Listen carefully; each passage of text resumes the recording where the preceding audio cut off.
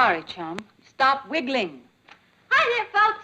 Hi, Ty. Hi, honey. Papa, would you swing with the old ex?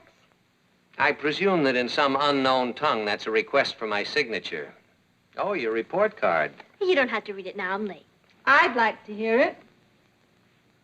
World History 100, English 100, Psychology 100, Geometry 100. Marvelous. Here's a pen. Thanks. First, let's find out who made these remarkable grades. Your cousin Kathy.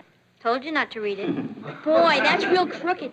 Wish I'd thought of it. You will. I'm ready. Oh, Kathy, do you happen to have Patty's report card? Why? It's all right. I'm a loser. I'd like to hear that one, too. Well, there's more like it. All 70s, except for French, in which you got a 65. That's my French teacher's fault. She's not good at French? Her mind was on other things. She just quit to get married. Patty, let's get something straight. If you weren't capable of getting a better report card, I wouldn't expect it of you. But you are, and I do. If you were graded in boys and telephone, you'd be at the top of your class. There are other things in life. Name one. Books, for instance. And isn't 65 flunking? Oui. But French is a moth-eaten drag. I mean, it'd be different if I were going to marry some Frenchman and have to speak French. But I'll probably make the big splash with Richard someday. Then you won't even have to speak English. There's my monster now. Bye. Kathy, see if you can't rub off on her a little bit. I'll try, Uncle Martin.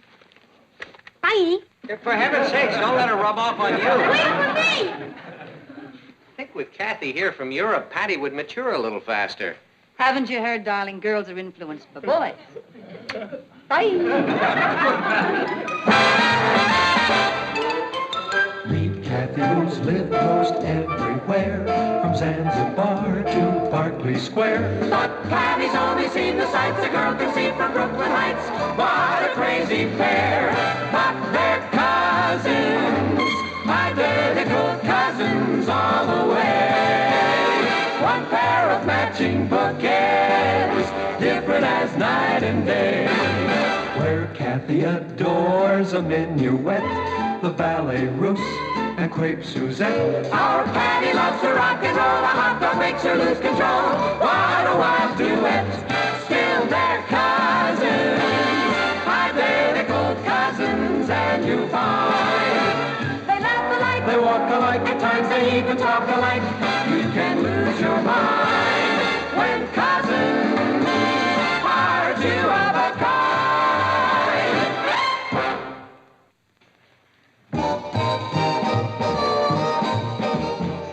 I'll trade you 4 Frankie Avalons for 3 Dions. I don't know. I don't have Good morning, Daz. Here we go with the French bit again. I'll be glad when I can flunk and get it over with. I know what you mean. As far as I'm concerned, I'm your new French teacher. My name is Henri. As you know, Mademoiselle Tourneur left to get married. Since I do not have the good fortune of being married, I'm here as your substitute teacher. I'm going to enjoy teaching you French, and I'm sure you are going to enjoy learning it. Yeah. French is the language of statesmen, the language of poets, the language of lovers. I'll buy that. Now, will you give me, Alice, the different meanings in French of the word undivided? Undivided, entier, indivisé, and unanimé. Unanime. That's all right, thank you. Now, mademoiselle, please. Me? Yes, you, s'il vous plaît. What is your name? Mademoiselle Patty Lane. That's a very charming name. Do you like it? Well, in our lesson today, we have the word nightmare. Could you please tell the class what it is? It's a bad dream. Yes, of course, but in French. It's probably a bad dream in French, too. You're probably nervous. There's no need to be. The word in French is cauchemar. That's it. Cause... Now, you are all very good students, and I think we will get along very well together. If you will turn in your homework before you leave, please.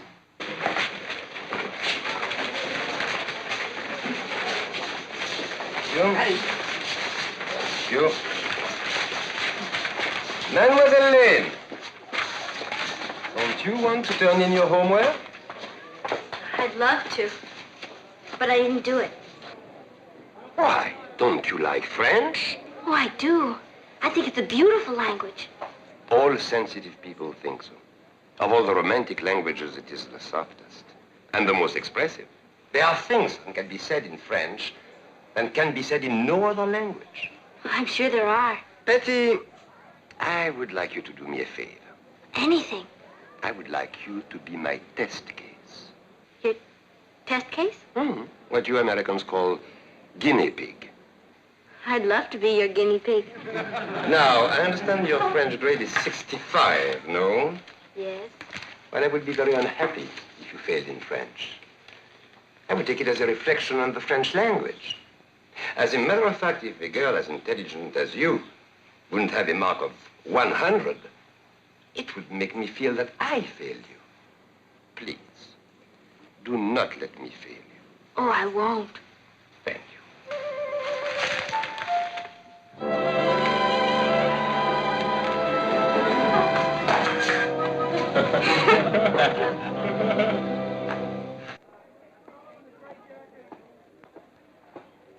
Hey, Patty, how's the new teach?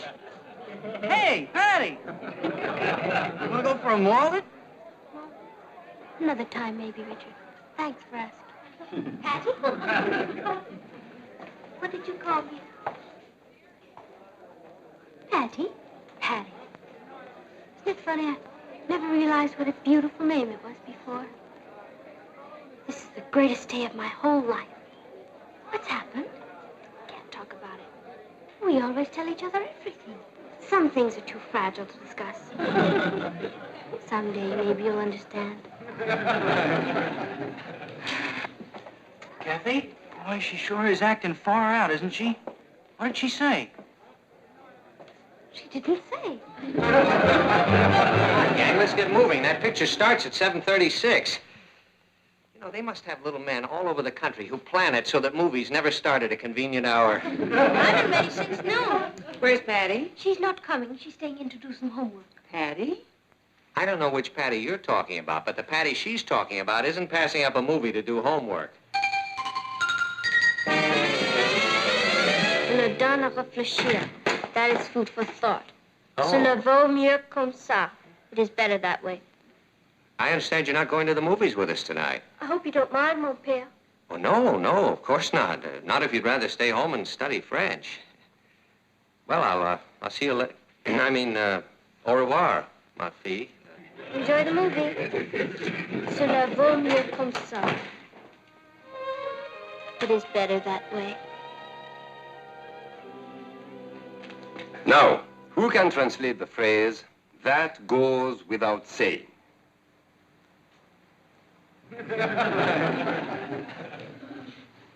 Patty.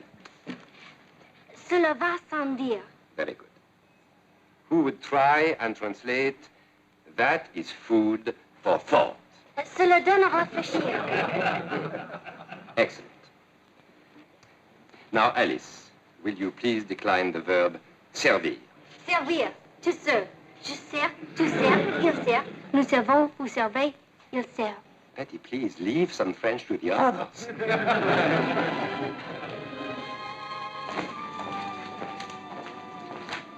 You are excellent today, Patty. A little bit enthusiastic, but excellent. Thank you. Here's my homework for today. Thank you, Patty. And here's my homework for the rest of the week. You are very ambitious. And here's my homework for next week. Fantastic. Cuckoo. I wouldn't want to let you down. I appreciate that, Patty. Ever. I'll bet you miss Paris. Very much. Have you ever been there? I've never been farther than Staten Island. Well, if you ever go there, you must allow me to show it to you. Do you mean it? Of course. I'll be delighted. I know all the enchanted places. There's a little square near the Bois de Boulogne that is filled with chestnut trees. And there's a bakery on the corner, and you can smell hot brioche blocks away. We used to walk there on spring mornings. We? Yes, Louise and I. Louise was my fiancée. Was? Yeah, we had a quarrel. So I came to America alone. Oh, that's too bad. She was very lovely. How lonely you must be. That's why I enjoy teaching. It's less lonely when I'm around you. I know how you feel. Beautiful. I cannot tell you how happy you make me. Oh? It's perfect. It's exactly what I knew would happen the first day we talked.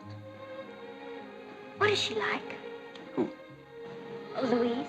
Oh, she's warm and loving. Someone to share things with. And with all that, she's a very good housekeeper, a very good cook. I can make fudge with nuts. I'm sure you can. And I'm sure you'll make a wonderful wife one day.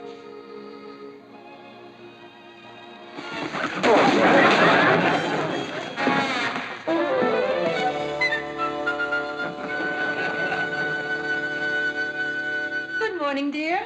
Morning. Feeling better? Yeah, it was just a touch of indigestion. Is there any way we can get Patty to stop making those brioches? Oh, don't discourage her. She was up early this morning, made breakfast for Kathy and Ross, and cleaned up the kitchen. I hope my health holds up. I hope so, too. She's made you a nice, fresh brioche. I don't deserve such happiness. Good morning, Mother dear. Mother. Would you mind signing my report card? You got these grades? Why, every one of your grades has gone up. Martin, look, she got 100 in French.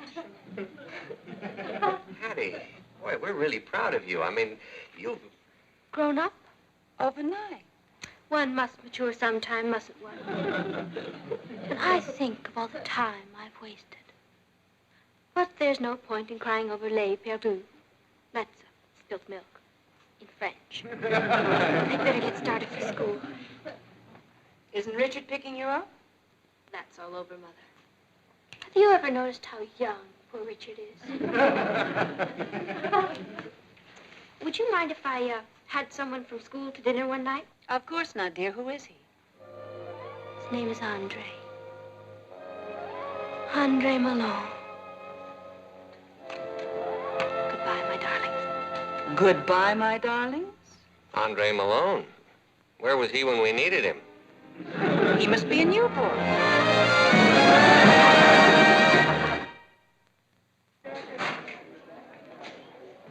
Kathy, Hello, Richard. can I talk to you for a few minutes? Certainly. It's about Patty. Yes. Did I do something wrong? I'm certain you didn't. She acts like I don't even exist. She gave me back my pin and wouldn't even tell me why. She begged me for this pin. I don't know what's happened to Patty either, but I'm sure it will work out. At first, I thought it might be another guy, but I looked at them and I looked at me and, well, it couldn't be any other guy. Sometimes a girl can be attracted by more than just good looks. Yeah.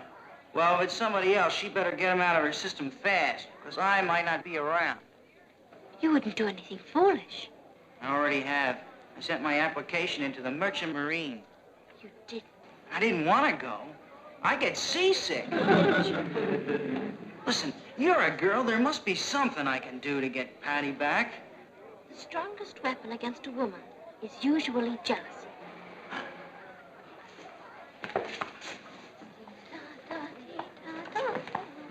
Kathy, Richard?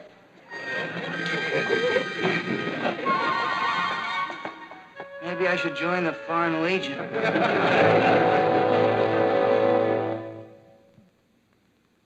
Am I interrupting? Not at all. Come in. Come in, Betty. You like it? Well, it's, Pompadour. oh, it's very lovely. Thank you. What's that little red thing on your jacket? The Legion of Honor How did you get it? during the war. What did you do? Oh, nothing. Oh, I talked to my parents. They want to meet you. I'll be delighted. I haven't told them about us yet. Us? Father will love you, just as I love you. What did you say? I love you. Patty, there must be some misunderstanding. I mean, you are extremely sweet, but you are also extremely young. You changed me into a woman. I did nothing of the sort. What about your boyfriend? Richard? You don't have to worry about him. I gave him up the day I met you. The day you asked me to be your guinea pig. I meant in French. Au revoir, mon cher. Au revoir.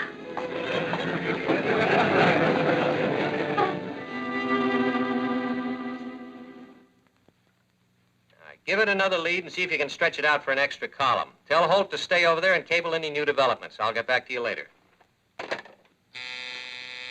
Yes? You're late for your luncheon date. J.R. wants to talk to you, and there's a Mr. Andre Malone outside to see you. All right. Call the restaurant, tell him I'm on my way. Tell J.R. I'll see him right after lunch and get rid of Miss... Wait a minute. Did you say Andre Malone? Yes, sir. The miracle worker. Got to meet that boy. Send him in. Yes, sir. How are you, sir? My name is Andre Malone. Mr. Malone? Where's your son? Andre Jr., Patty's new boyfriend. Andre Senior. You're... I am Patty's French teacher. You mean that you and my underage daughter... Oh, no, sir. Until this morning, I had no idea Patty was romantically interested in me. I picked her out. Aha! I picked her out because she had the lowest marks in the class. I wanted to find out what encouragement would do. But Patty completely misunderstood. That explains a lot of things. Well, sit down, Mr. Malone. I think she wants to marry me. It'd serve you right. No, it's not for jokes. I need your help. What are we going to do about it? You're French. You think of something. Forbid her to see me. Oh, no, you don't make me the heavy. Well, what do you suggest? Well, tell her the truth. Tell her that she's made a mistake, that you actually are not interested in her. Oh, no. As a Frenchman, I could never do that. No, it would only humiliate and hurt her. Well, then tell her something else. I mean, the whole thing is ridiculous. You're old enough to be her father. That's it! Do you realize this is our first real date together? Yes. Patty, I'm sorry I cannot take you dancing or bowling or any of the things you love to do. But I like to spend my evenings in a rocking chair, reading. Games are for children. So excited I can't eat. What would you like? Shrimp cocktail, tenderloin steak, baked potato with sour cream, salad, and some strawberry shortcake. A glass of hot milk and some crackers for me. You must be excited, too. The French digestive systems are terrible. I'm learning to cook all your favorite dishes. Well, you can heat my milk.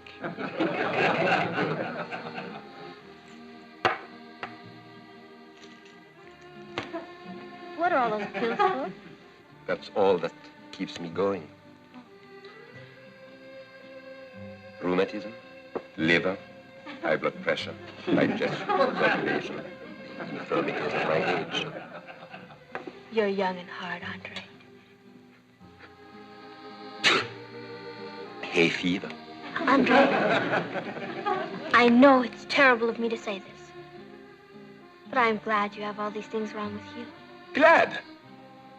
I'm going to spend the rest of my life nursing you. I tell you, I've never met anyone like her. I cannot do anything wrong. I tell her that because I'm a Frenchman, I will flirt with other girls, and she understands. I tell her that I will often get drunk. She says she will carry me home. I tell her I'm a gambler. She offers to place my bets. I cannot cope with a woman like that. But she's not a woman. Well, there must be some way to discourage her. Well, we better find it quickly because I just received a letter from my fiancée and she's arriving here to join me. Oh, don't worry. We'll find a way. Oh, it won't be easy. I'm quite attractive, you know. Did you find out anything? I found out who he is. Just tell me his name, boy, and I'll... Andre Malone. I'll go check with the Merchant Marine again.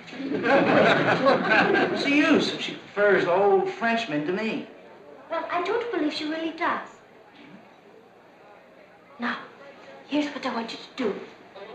First of all, if you'll get yourself one of those... knit 1, purl 2. Purl 2, knit 1.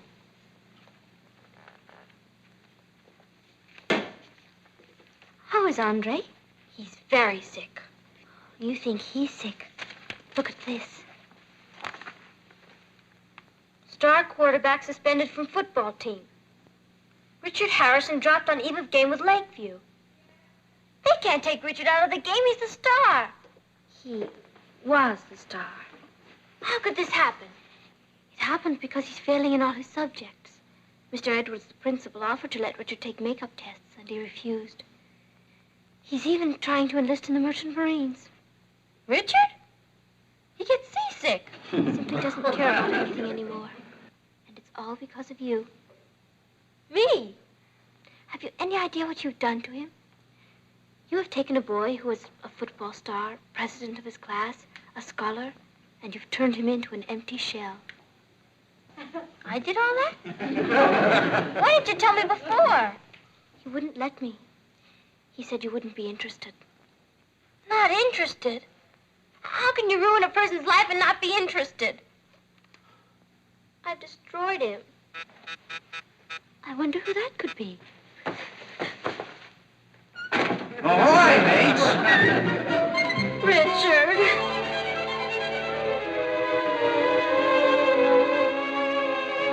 You need me more than Andre does.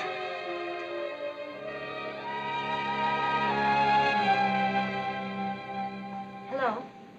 Oh, come in, Betty. I must have a talk with you. I must have a talk with you too, Andre. It is about us. That's what I want to talk to you about. Andre, I know this is going to come as a terrible shock to you, but I've made an awful mistake. No, it was all my fault. You see, I'd never met an American teenage girl before, and when I... What did you say? We both almost made a mistake. You see, I was trying to take Louise's place in your life. I felt sorry for you. But that's not the same as love. We could never have been happy together. Moment! What makes you think I couldn't make you happy? Well, for one thing, I'm too young for you. But you'll get older. You said so yourself. I've decided to get older with Richard. Richard! Are you throwing me over for Richard? I can't ruin his life. He was ready to destroy himself. But... I see. Well, I'll be broken-hearted for a while, of course. And you'll be careful of your diet? Oh, don't worry about me. Manage. Thank you, Andre. I shall never forget you. Your Richard is a very lucky young man. Yes, he is. He's back on the football team. Oh, Maybe you could make up with Louise. that's a wonderful idea. She's a great deal like you.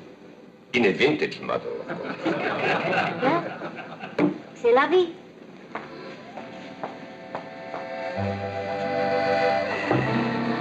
Everything cuckoo?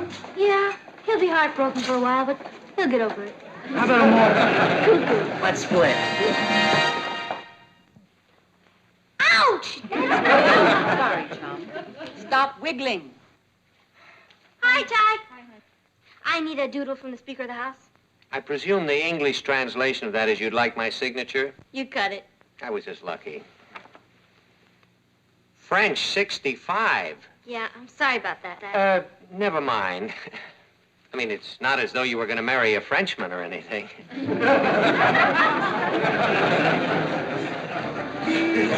Monster time. Bye. Bye.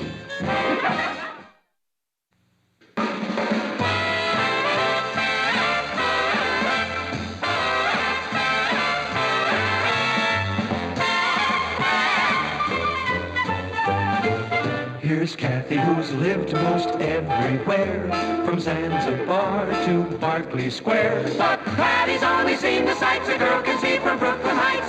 What a crazy pair, but they're cousins.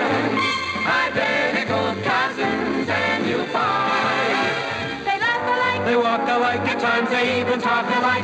You can lose your mind when cousins are... Patty, I want you to... Kathy, where's Patty? I believe she's in her room, Aunt Natalie. Didn't you do the dishes last night? Yes. And the night before that? Patty and I always toss a coin, and I always lose. She is very lucky. And I'll bet it's always her coin. Kathy, your cousin is taking advantage of you. Oh, I don't mind doing these, Aunt Natalie. Patty had some homework to do. What's she studying? Rock and roll? Hi, Mom. Mom, you cut off the surfer swing. Followed by your allowance. Now, what have I done? Nothing, Patty. You haven't done anything this week, last week, or the week before that. Who can understand parents? That includes the dishes, your homework, your room. Do you want me to grow up to be a drudge? Your cousin Kathy is in the kitchen doing your job. Mom, I'm doing this for Kathy's sake. I mean, she's traveled around Europe all her life with her father, living in hotels. She never had a chance to wash dishes. I mean, that's not natural. We're giving her a chance to feel at home. Forget it, Tom Sawyer. Your half of your room looks like a disaster area. Your clothes are in a mess. Is this a private war? Can anybody join in? I'm treated like slave labor. Susan Baxter got her own television today. Emily Johnson goes to the movies 3 times a week, and Richard gets to watch television as late as he likes. Well, there's no problem there. Anything else? Now that you ask, I need an increase in my allowance. Your friendly loan company says no. I see. Anything else? Yes, you can give me that 2-headed coin, get into the kitchen, and start washing dishes. That's my good luck coin. Yes, I know.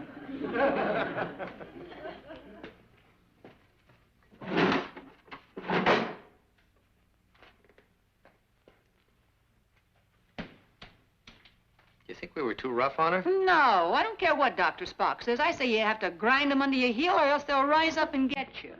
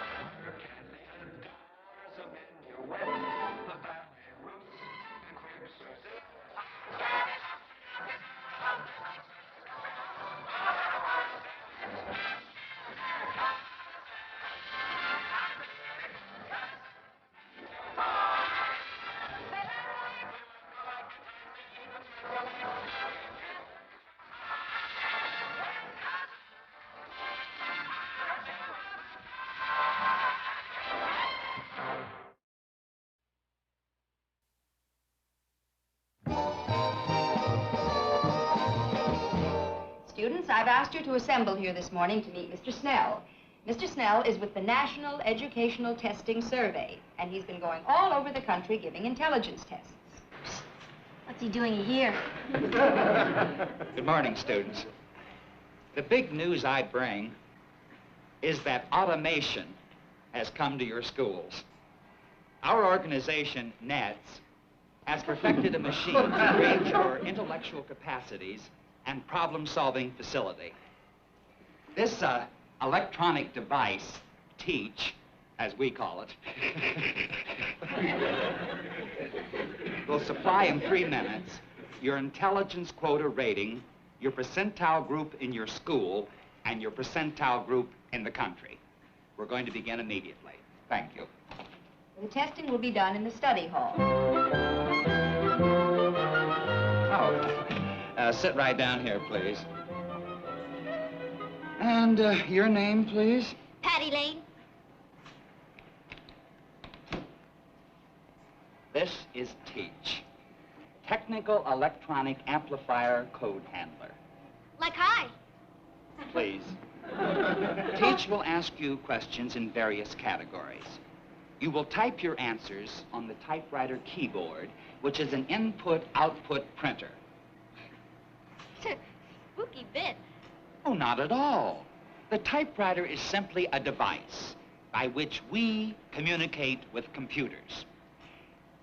You are not to touch any of these buttons. Okay.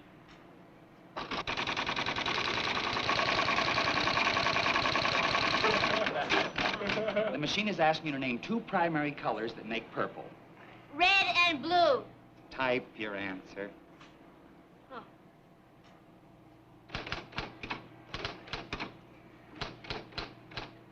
Very good. The machine will feed you a new question every 15 seconds. If you miss one, just go on to the next. Blast off.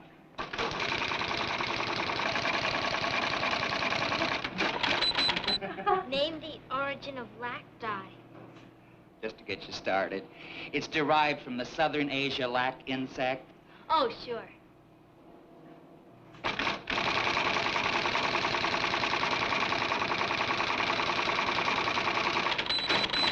Give the 2 hypotheses of the kinetic theory of matter? Take your time. You have 15 seconds. Telephone call for you from Washington. That must be the president of our company. You just stay with me. The machine will do everything automatically.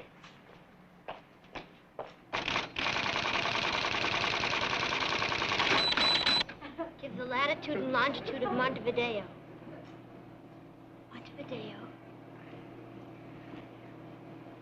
Montevideo is...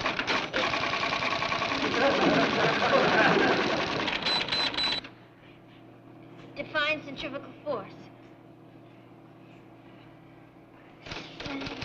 Centrifugal force. Will you give me a chance to finish? Give the metric equivalent of 1 U.S. yard, 1 U.S. pound, 1 U.S. gallon. Metric equivalent. Multiply by 10. Or... You gotta be kidding!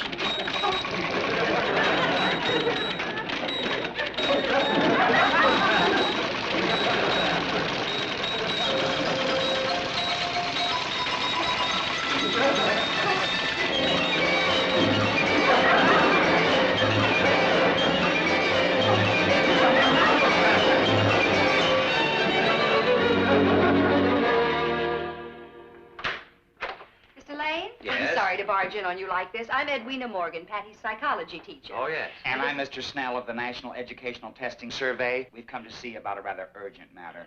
What is it? We'd prefer to talk to Mrs. Lane at the same time, if you don't mind. Please come in. Thank you. This is Mrs. Lane, my son Ross, How do you Miss do? Morgan, Mr. Snell.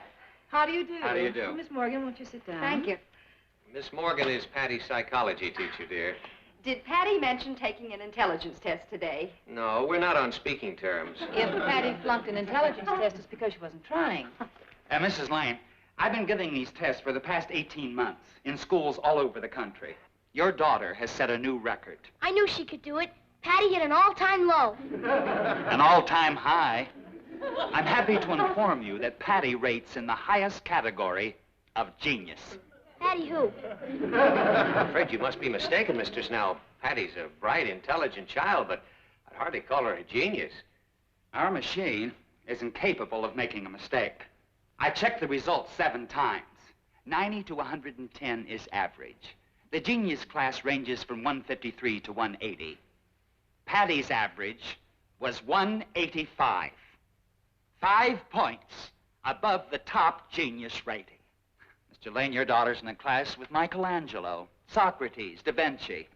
Her mind is one of America's natural resources. Boy, are we in trouble. Oh, here's Patty. Oh, no, this is Kathy, Patty's cousin. Hello, Miss Morgan. Hello, dear. This is Mr. Snell. How do you do? How do you do? Kathy, where's Patty? In the kitchen doing the dishes. We used my coin. She's doing the what? Is that wrong? Not wrong, Mrs. Lane. Trap chick. That's true. She breaks a lot of them. I don't think you people have any real understanding of this situation.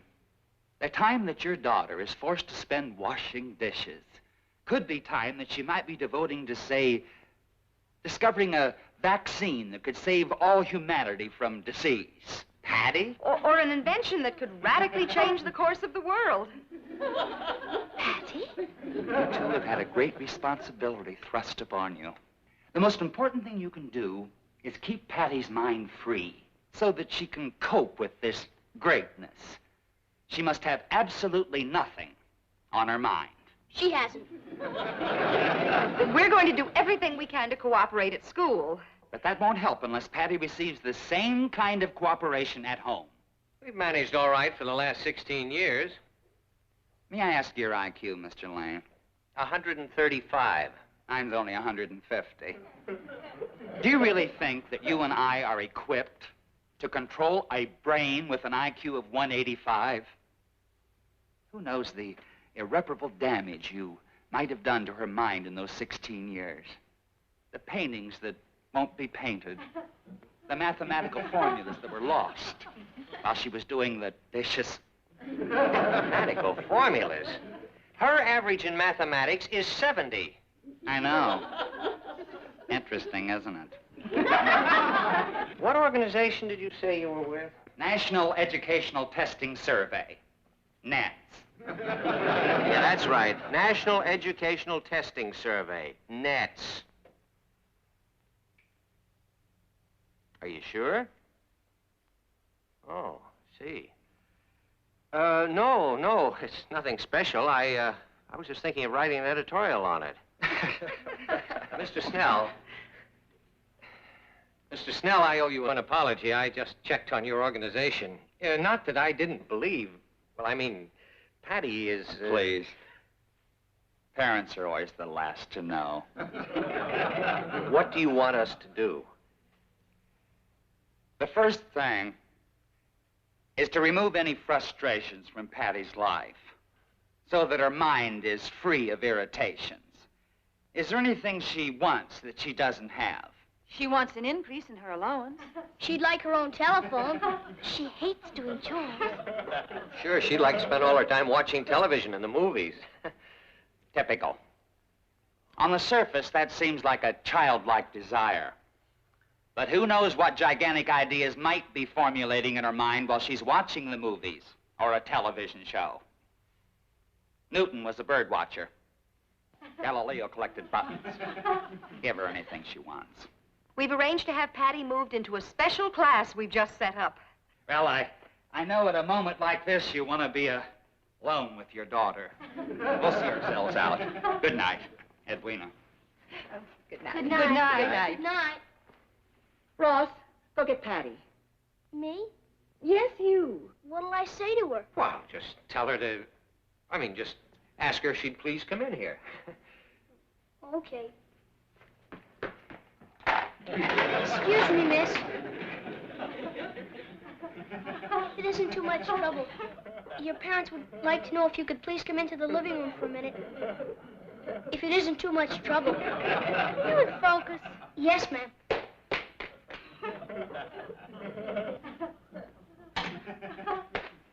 That's exactly the way to handle it. She was doing the dishes. It broke my heart. What's the scream? Patty, sit down right here. What'd I do now? Your father just thought you might be more comfortable sitting. Unless you'd prefer to sit here. What didn't I do now? Mr. Snell and Miss Morgan just left. Oh. They told you about the intelligence test today. They were terribly excited. Don't blame me. I couldn't help it. I just got so frustrated that I... Snell was right. I have been frustrating you. We've been holding you down for years. You're not angry? Angry? We're very proud of you. You got the highest score they have ever had. Oh, I can explain that. The cookie machine was going so fast, I just got mad and let... And you showed him. Oh, you're a chip off the old block, honey. Well, I'm glad everything's cuckoo. I better get back and finish the dishes. Oh, no. I'll do them for you. Oh, we've decided you won't have to do any more dishes. You mean... ever? Ross and I will be glad to do your share. Yes, ma'am. And you're going to have your own telephone. For real? For real. And if there's any special television shows that you want to see or any movies, you just say the word. As of now, your allowance has been doubled. Man, it's like Christmas. Miss Morgan and Mr. Snell know all about this. They suggested it. always thought Miss Morgan was such a square. You don't have to use words like square anymore, Patty. I mean, I imagine there are superior verbal equivalents that you'd prefer to articulate, now that you don't have to repress your real mental abilities any longer. Yeah. Well, I gotta buzz Richard. Bye. It's going to take her a little while to get used to it. Me too. Me too.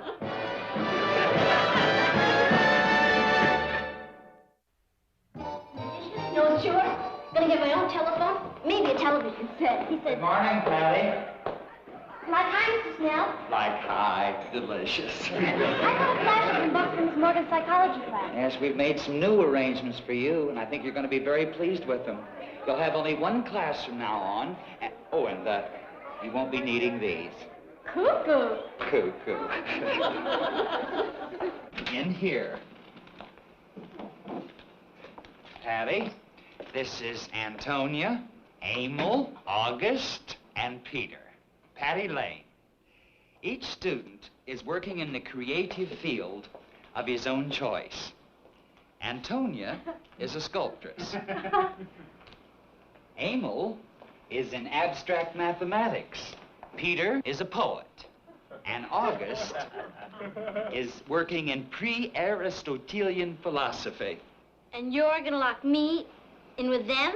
I think you'll find the intellectual climate in this room very stimulating, Patty. And if you need any tools or special equipment of any kind, don't hesitate to speak up.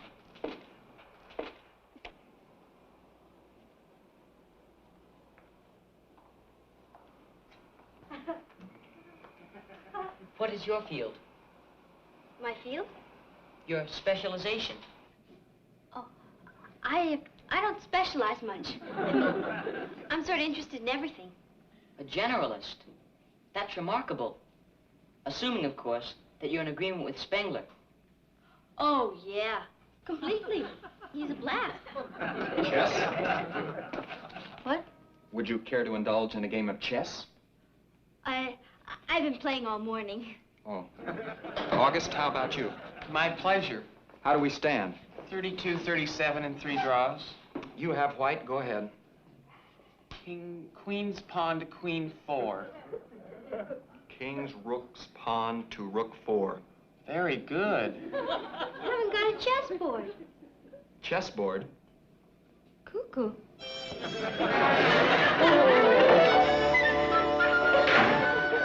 Hello, Patty. Oh, hi, Cat. How was school? Cuckoo. They put me in an almond factory. Do you want a flipper? They were playing chess without a chessboard. Did they use queen's pawn to queen 4 opening? And retaliate with king's rook's pawn to rook 4? You're as way out as they are. If you go up to your room, you'll find a surprise there. Cuckoo. Yippee!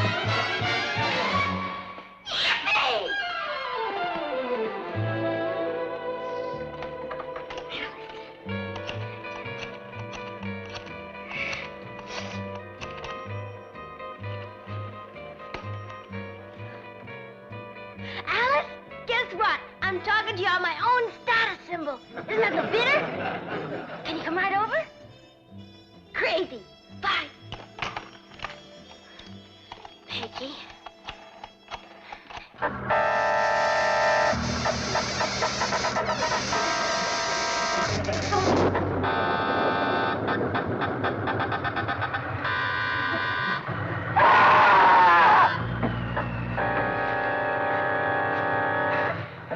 Patty? It's 3 o'clock in the morning, honey. What are you doing up? Watching the late show. What are you watching? Beast with 5 bony fingers. Suppose it has more meaning for you than it does for someone like me. I suppose you view it in nihilistic terms, huh? You know, sometime I'd like to have you explain it to me. I mean, the inner meaning that you get out of a movie like that. Well, guess I'll go on back upstairs. Good night, hon. Papa? Yeah?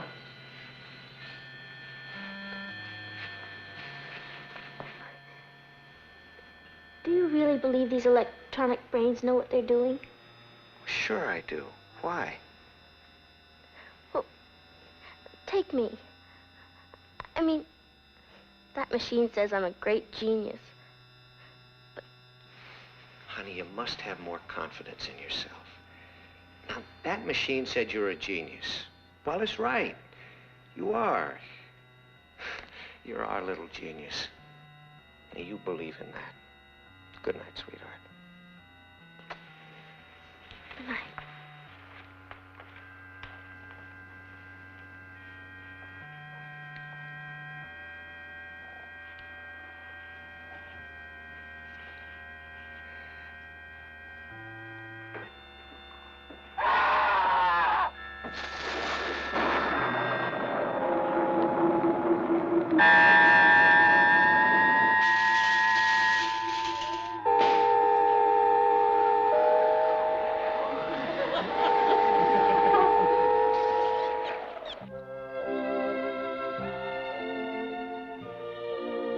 Good morning, Sleepy Eye. Hi. What time is it? 10:30.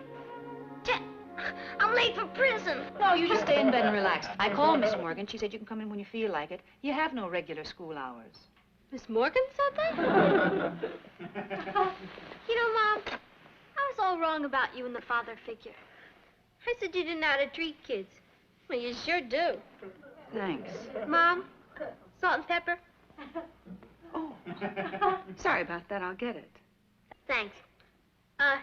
And butter.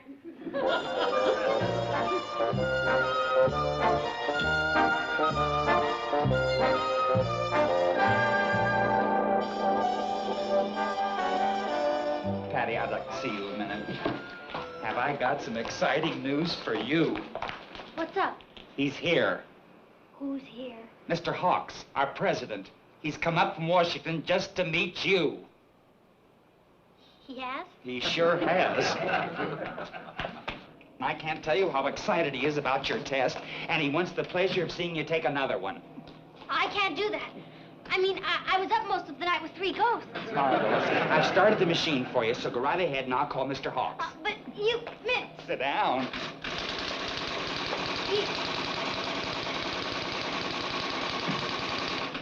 Hi, chum. The thing about this girl is the protective patina of average behaviorism. All camouflage, of course. Very insensitive father, bourgeois mother, no idea of the treasure they have. But their repressions have only served to sharpen the most incredible intellect I've ever encountered. A giant, Mr. Hawks. A giant.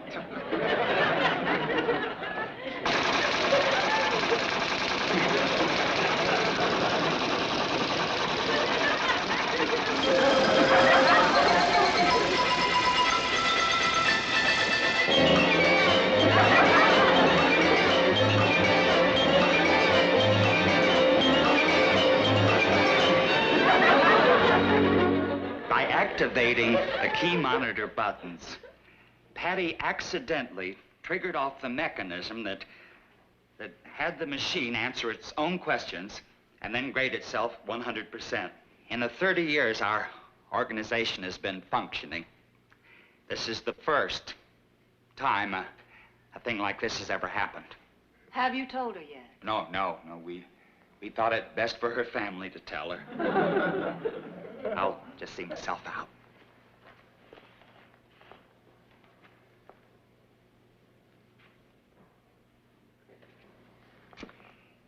Get Patty.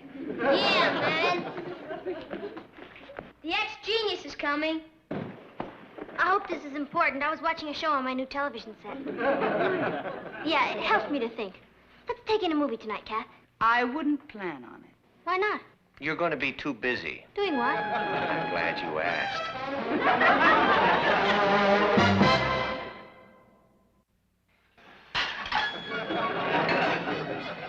Patty, when you finish those, you can start cleaning your room. The hall closet's a mess, your bathroom needs doing, and there's quite a lot of ironing to do, and bye. You win some, you lose some.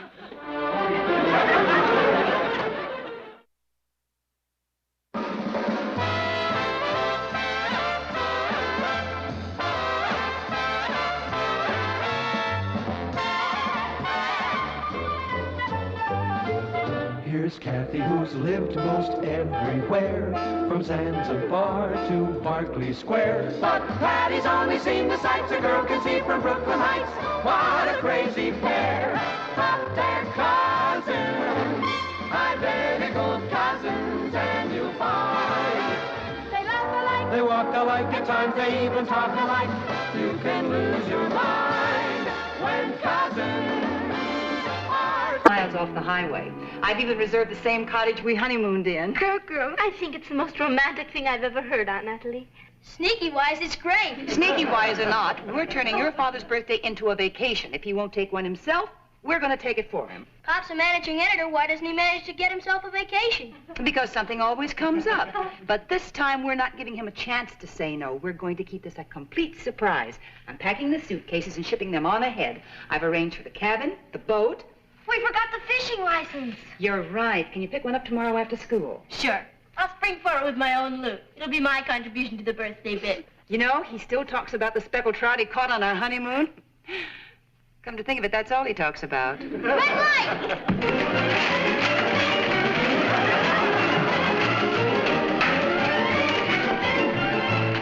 Hi, family. Hello, Uncle Martin. Hi, Kat. See, I'm sorry I'm late. I got held up. It was a South American Revolution I got involved in. Oh, you look tired, darling. Well, I am tired. Why don't you take a vacation? Ow! Nothing. Let's eat. Yeah, we're having speckled trout for dinner.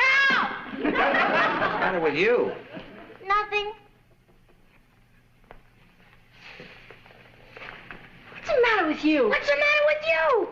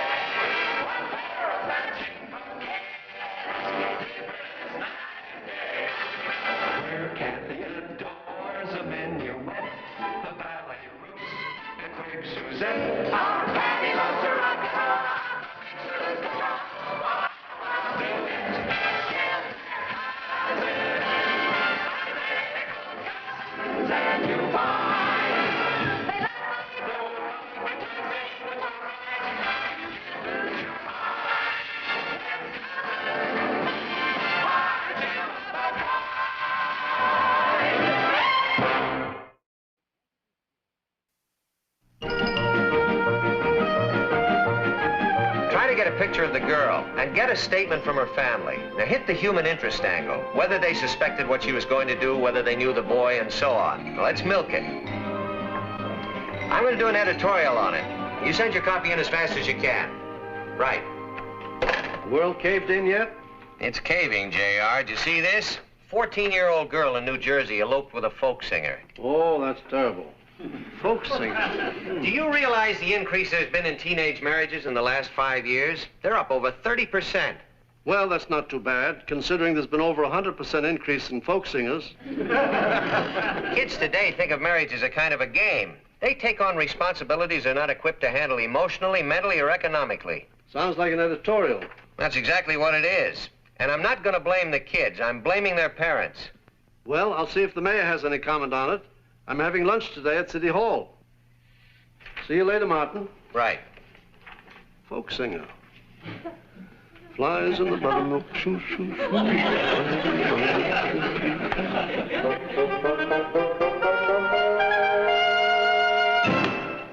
There you are.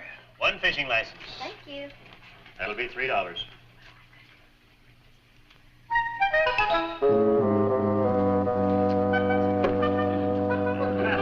Do you really think you can keep it a secret from your dad? Sure. It's a slide.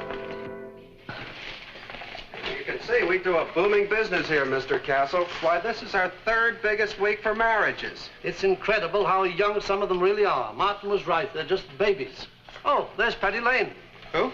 My managing editor's daughter. Excuse me, I must say hello. Patty? But you know the father figure. If he got wind of this, he'd kill it. He doesn't believe in it. Do you want me to keep the license for you? No, I have a place to hide it. Hey, how about the honeymoon cabin? It's all set.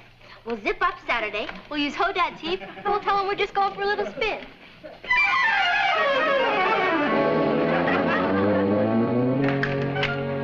Oh, J.R., just finishing my editorial on teenage marriages. I'd say it wasn't a moment too soon, Martin. Now, listen to this.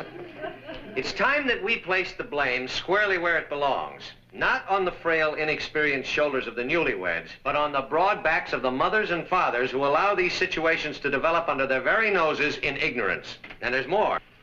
That's what I've come to tell you. Oh, you talked to the mayor. Did you get some information for me? Some. Your daughter's getting married Saturday. For a minute, it sounded as though you said my daughter was getting married on Saturday. I did. I saw her at the Marriage License Bureau. And you thought... Well, Patty was at the Marriage License Bureau. She was probably there with a friend. She certainly was, and I heard him advise her to hide the marriage license at the honeymoon lodge until they got there on Saturday. And if you're Hodad, they're using your heap to get there. That's true. I'll put a stop to it, of course, but... Oh, in my opinion, that would be a most unfortunate approach. You have a better suggestion? Well, I've had some experience in these matters. You're dealing here, Martin, with adolescent emotions at a white-hot pitch. You have no idea how delicate the situation is. I would advise you to handle it very carefully. You would? I certainly would. The usual procedure in these unfortunate occurrences is for the blundering parents to rush in and forbid the marriage. The pages of history are strewn with the bodies of star-crossed lovers. Patty, a star-crossed lover? She's hardly learned to roller skate. Well, perhaps they don't intend to do a lot of roller skating. Come on in, J.R. I'm sure there's some logical explanation for all this. I mean, Kathy will know the answer. There are no secrets between Patty and her. If Patty were going to elope, Kathy would know about it. I'll ask her. Kathy? What makes you think she's going to tell you the truth? She doesn't have to. I'll know. See, Kathy's got a built-in lie detector. Whenever she says something that's not true, she hiccups. Kath? Hello, Uncle Martin. You're home early. Yeah, I had something to attend to. You know Mr. Castle. Yes, hello. It's nice to see you again, Mr. Castle. Kathy, you're looking very well. Thank you. Where's your Aunt Natalie? She went shopping. And Patty? Patty? She's at a Red Cross class.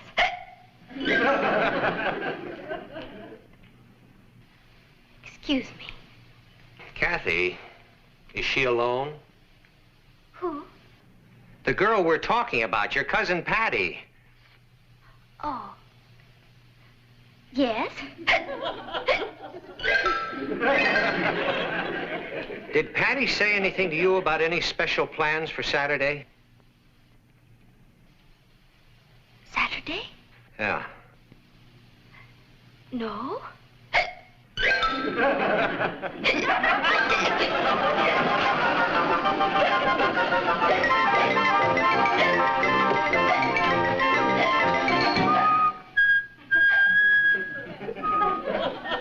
I'll kill him. When I get my hands on him, whoever he is, Do you think you could identify him if you saw him again? Well, it would be a difficult face to forget.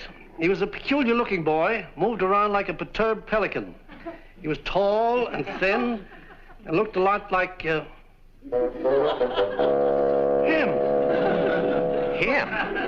Well, it couldn't be him. I mean, that's Richard. Nobody would marry Richard. Why not? Well, it's just out of the question, that's all. He mowed my lawn last summer. You think my daughter would marry a gardener? Well, what does he do when he's not gardening? He eats. He lives in my refrigerator. I've been practically supporting that boy for 2 years, but I'll be hanged if I'm going to make it legal. Martin, getting excited about it isn't going to help anything. Well, wouldn't you get excited if he was going to be your son-in-law? Do you know what his income is per week? $10. I wouldn't buy Patty's bubble gum. Now, wait a minute. We're getting carried away, J.R. There's some perfectly innocent explanation for this whole thing. Patty thinks of me as a quaint old man from the Stone Age, but she genuinely loves me. She wouldn't do Richard to me. There must be an easy way of establishing the truth. You mean go out and confront them? What sort of a newspaper man are you? I mean, we spy on them. Spy on my own daughter? It's better than babysitting. Let's go.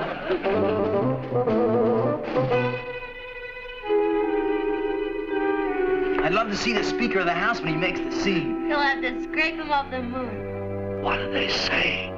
That I'm due for a big shock. You know, we should be halfway there by the time Pop knows he's been had. Any questions? If he weren't so stubborn, we wouldn't have to do the sneaky Pete bit. This'll kill poor Natalie. Patty, did you get the license? Check. Yeah, you should have seen the line. Looked like everybody in town was doing it. I paid for it with my own money. Isn't that right, Richard? Let's hide it before your father runs across it. I've already got it stashed. My own wife. She's in on it. I don't like Patty paying for the license. It doesn't augur well for the marriage. I've arranged with Mr. Landers to mail the key to the cottage and to the boat. Now, tomorrow, you get the suitcases out of the garage without your father seeing you, and I'll start packing. Snap time. I'll help her. You know, I can't wait for Saturday. I wish you were here already. I'm sorry I had to open up this Pandora's box, Martin, but it's better to know the truth. You know what hurts most, J.R.? That they could do this to me behind my back. My own wife and my daughter and my niece treating me like I was an outsider. Well, I'm going to have it out with Natalie. In my opinion, you'd be making a terrible mistake. Why? Well, I imagine the reason they didn't come to you in the first place is because they're afraid of you. Afraid of me? What is nonsense? All Patty had to do was come to me and tell me that she wanted to marry Richard. I'm a reasonable man. What would you have done? I'd have killed her. See what I mean? You can still stop her, Martin. She's a minor. She's got to get your permission. She's got her mother's permission. I guess they expected me to read about it in the marriage notices. Patty is just a baby, J.R. She's not ready to get married yet. Nobody's ready to get married to Richard. Well, maybe this boy's got some quality you've overlooked. Perhaps you're being unfair to him. Unfair? To Richard? Try to get to know him, Martin. And then you can bore from within. I got a better idea. I'm going to scare him out of the marriage. Okay there. I got it split. Bye. Don't go, Richard. I'd like you to meet Mr. Castle, the publisher of the Chronicle. This is Richard Harrison. Like, hi. Quite. Come on into the living room, Richard, and sit down. You're inviting me into your living room? Yes, I thought we could have a little chat. Come on. Okay.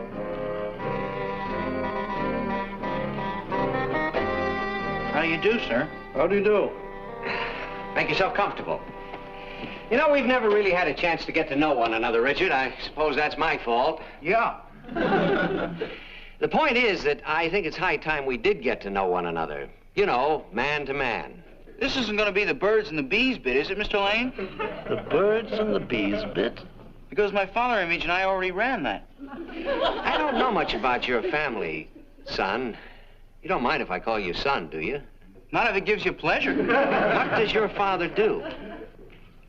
He's a brick and mortar type. He does the expressway bit and all that kind of movement. What did he say his father does? He's a highway construction engineer. Oh. Is your father a wealthy man? Pop swings pretty good with a lute. Maybe your father's planning to take you into his business. That's for me. I'd love being a cement jockey. Then it's all settled. Yeah. He won't have me. What's your present income? $500. $500 a what? A year. So what it boils down to is that in the course of the next year, your income will be $10 a week. Oh, no, sir. In the summer, I earn my own money. I cut grass. I know. Were you under the impression that you and Patty could live on that amount of money? No, sir. Were you? Not for one instant. Nor was I under the impression that I was going to support you. Well, gee, why should you? Exactly. Why should I? Can you support Patty? I thought you were supporting her. Well, you thought wrong. You'll have to support her. I will? You know, getting married is a major responsibility at your age. It sure is. Well, I want you to think very seriously about it. You mean about me and Patty? That's exactly what I mean. Oh, sure, if that's what you want. Well, I'm glad we had this little chat. So am I. Thanks a lot, Mr. Lane. I sure had you figured all wrong.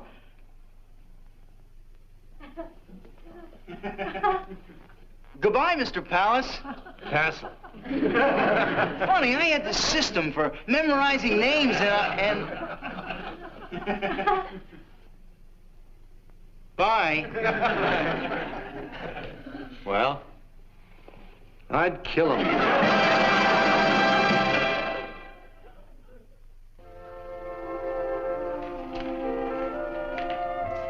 You know, you haven't said 2 words all evening. Still worried about South America? North America. Well, I'm glad you were able to get home early this afternoon. So am I. I wish your work didn't put you under such a terrible strain, darling. I imagine everybody around here's been under a terrible strain. We've been worrying about you. Oh, I'm sure you have. Well, perhaps one of these days you can get away and take a little vacation. Wouldn't that be nice? Yeah.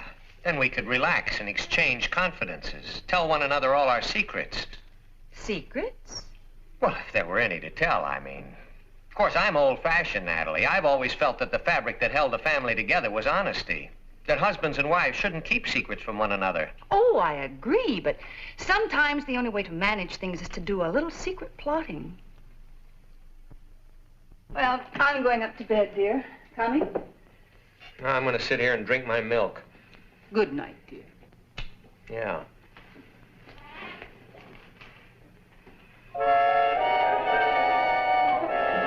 Over my dead body.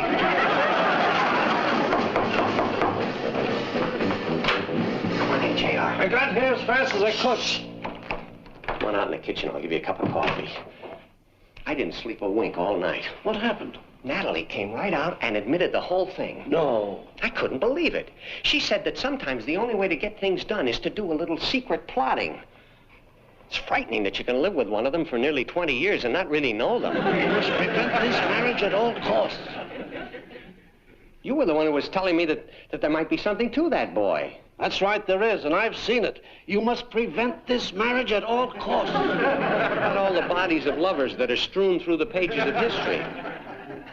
That might not be a bad solution. There isn't a jury in the world would convict you. I can't tell you how much I appreciate your coming over here and giving me your moral support, JR. Anything I can do, old boy? That's probably the minister. How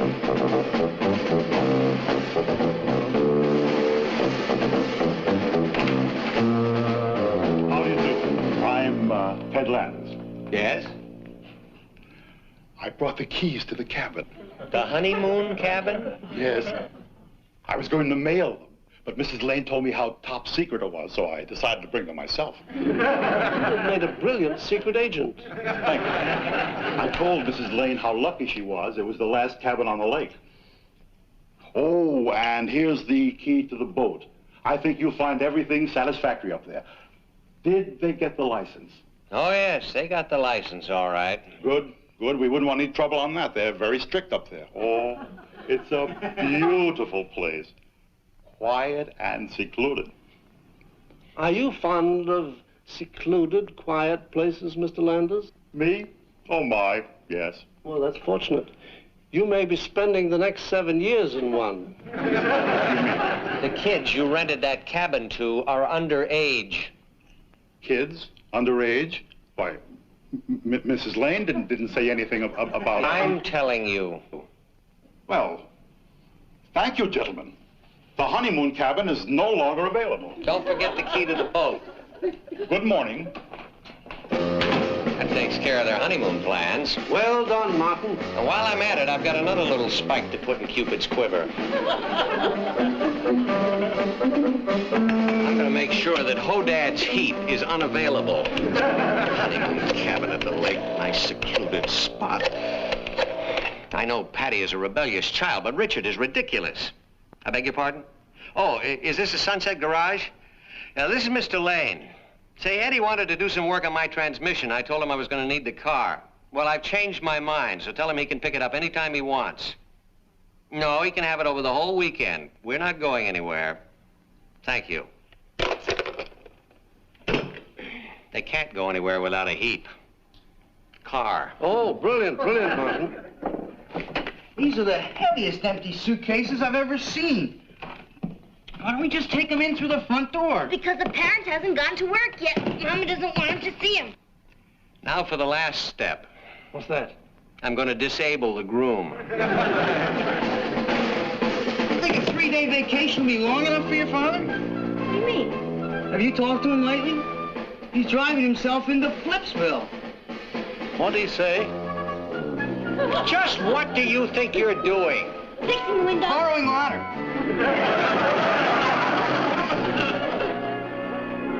Kathy said you wanted to see me. Oh, hello, J.R. Natalie?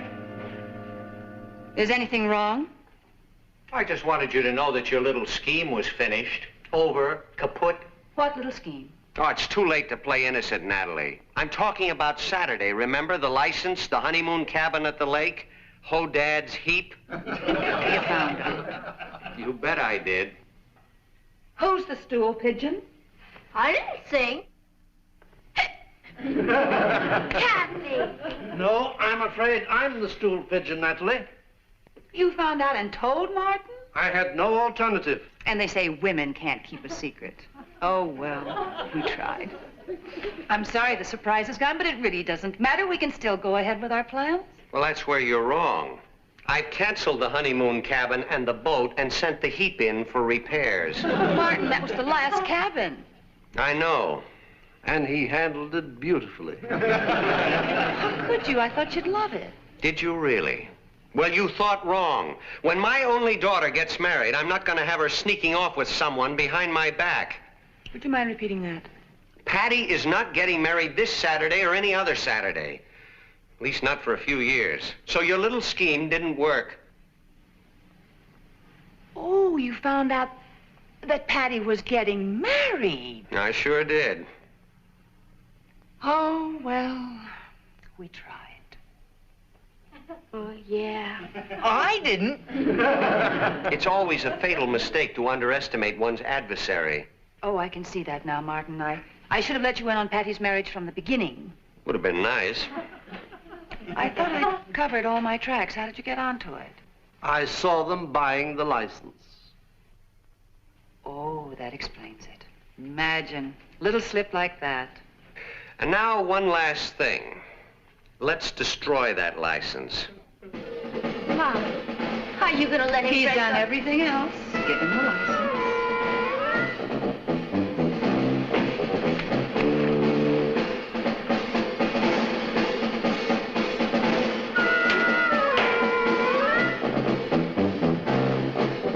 I'm sorry, Richard. Well done, Martin. Pop, I wish you You would... sit down, young lady. You and I'll have a long private talk later. Now, I'm going to be charitable. I don't mind admitting that this has hurt me very, very deeply.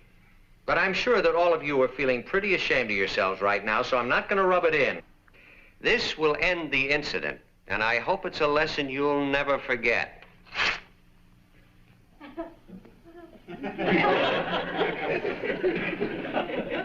This is a fishing license. It's made out to me.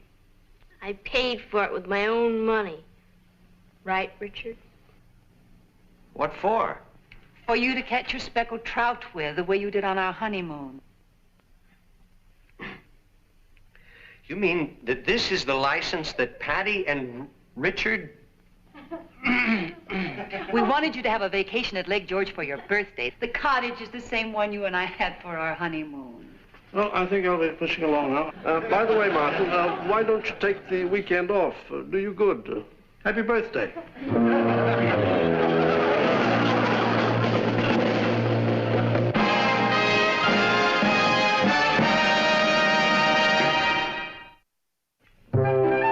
Gee, it was nice of Mr. Landers to send these trout down to us. He felt terrible when I explained what happened.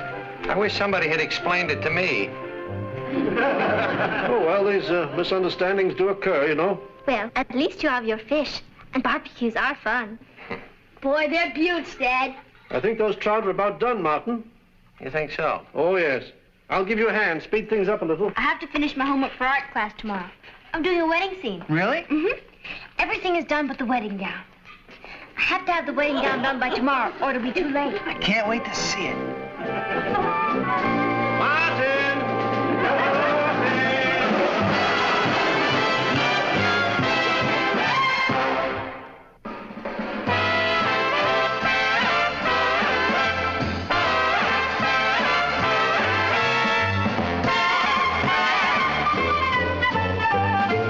Here's Kathy, who's lived most everywhere, from Zanzibar to Berkeley Square. But Patty's only seen the sights a girl can see from Brooklyn Heights.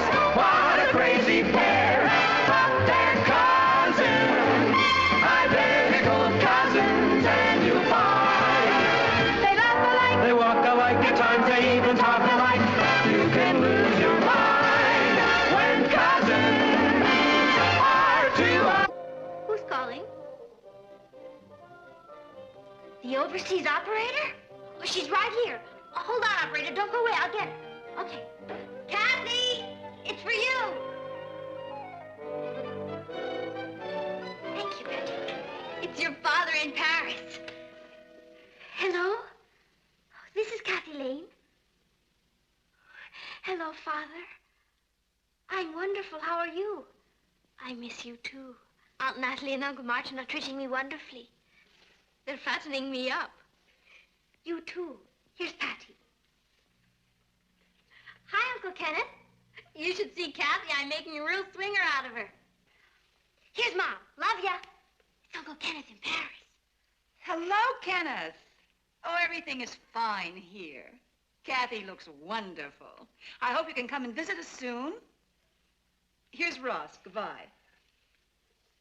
Hi, Uncle Kenneth.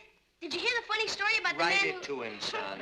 I'll write it to you. Say hello to the Eiffel Tower for me. Bye. I was talking to France. Oh, boy. Hello, Kat. This is a pleasant surprise. How's my favorite foreign correspondent? I'm fine. Martin, how's Kathy? She's wonderful. She and Patty are confusing the whole neighborhood. Reminds me of our youth. The twins bit all over again. Oh, by the way, Aunt Pauline just paid me a visit. You poor devil. She's on her way to see you. What? I just put her on a jet for New York this morning. She's stopping off at your house tonight for dinner. I thought you'd like to know. Thanks a lot. Aunt Pauline is going to have dinner here tonight. You may not find the old girl in a very good mood. We had our annual argument just before she left. Let me talk to Kathy again. Goodbye, Ken. And here's Kathy. Daddy? I just wanted to say goodbye, Kit Kat. I loved your story from Yugoslavia. Hurry up and finish school and get back over here. I miss you like the devil. I miss you, Ted, more than you miss me. Goodbye, Kit Kat. I love you. I love you, too. Bye, Daddy. I wonder what time Aunt Pauline's arriving. Father has talked a great deal about Aunt Pauline, but I haven't seen her since I was a little girl. Now, I admit that Aunt Pauline is a little eccentric, but we have to remember that she's all alone in the world. We're the only family she has. Yeah, and she's worth $1 million. That's neither here nor there. I wish it was here. I'm not supposed to know, but Aunt Pauline willed her money to a foundation for sailors' widows. So you're going to be nice to her for her own sake. Will you send me away to camp, please? No, I will not.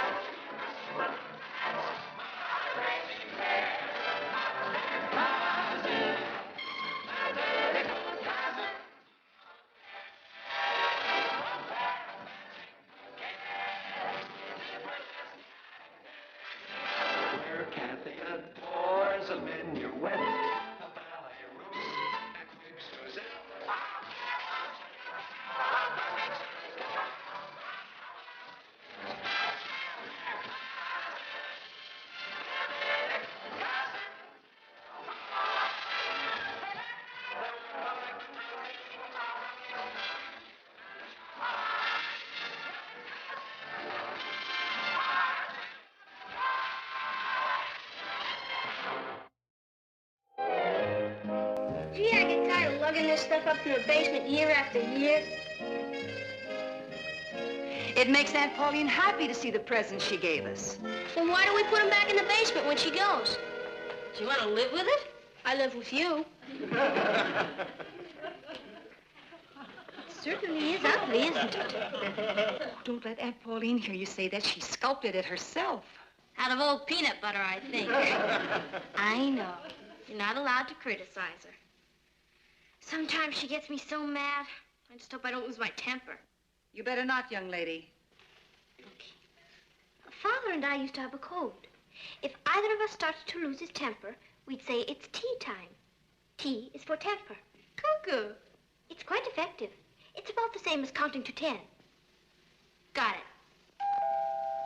It's tea time. It's tea time. She's here. Got it. Here, put this behind the couch. Crazy. Aunt Pauline, welcome. Ah, my chère, you look lovely. You've gained weight. Where are the petite ones? There they are, the little loves. Ah, Patty. Aunt Pauline? Ross. My, you've grown. Yeah. Thanks. And this must be little Kathy. Très jolie. Hello, Aunt Pauline. You know, the resemblance is really remarkable. Of course, even as a child, Patty was a little prettier. Other than that, one could hardly tell them apart. Oh, charming. One forgets what a teeny little house it really is. Oh. Charming. Oh, my luggage.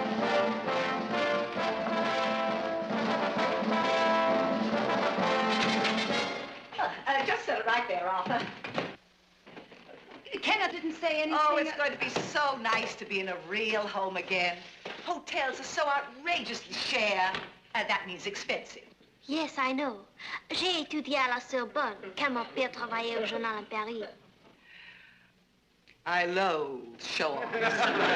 I'm afraid with all that luggage, I'll have to have the large bedroom. I hate to put you and Martin out, dear. Oh, don't worry about it. We'll move into the girls' bedroom. And we can move to a hotel. You'll move into Ross's room. And I'll go to camp. You'll sleep on the sofa. That's all, thank you, Arthur. Shoo. This is Ding Ding, isn't she, dear? She's lovely. Isn't she sweet? I got her in Antibes. That's north of Nice. Isn't it south of Nice? You dear child. You really are quite a lot like your father. I'm afraid for you to put her down. I'm a little bit worried about Tiger. Tiger. Oh, get that beast out of here. He lives here. Don't tell him to get out of here. Tea time. Put Tiger on the patio. We'll figure out something. Come on, Tiger. Come on. Be a good boy. Tiger. Hello, Via Shoo-Shoo. Don't be afraid, darling. Your mommy will take care of you. Now, children, go quickly, quickly. Get your presents. They're all marked. They'll have your names on them. Go along. Oh, come, my love. Yes. Now, here's a good place, little Ding Ding. There we are. Yes. Of course, it's not what you're accustomed to, darling, but you'll be all right. Oh, my lovely statue. Oh, I'm so glad you appreciate the beautiful presents I brought you. Well, come along, children. Come on, open your presents. This time I've outdone myself. I brought a glockenspiel for Martha. This is my musical year. Oh, you can't imagine how heartwarming it's going to be to think of you all sitting around the fireplace here playing when I'm far away. Oh, I'm afraid I didn't bring anything for you, Kathy. Oh, I don't mind. Kathy plays a wild piano. Well, I'm surprised you ever had the time to learn the way your father drags you around the world. Well, that wasn't Father's fault. When you are a foreign correspondent, you must go where they send you.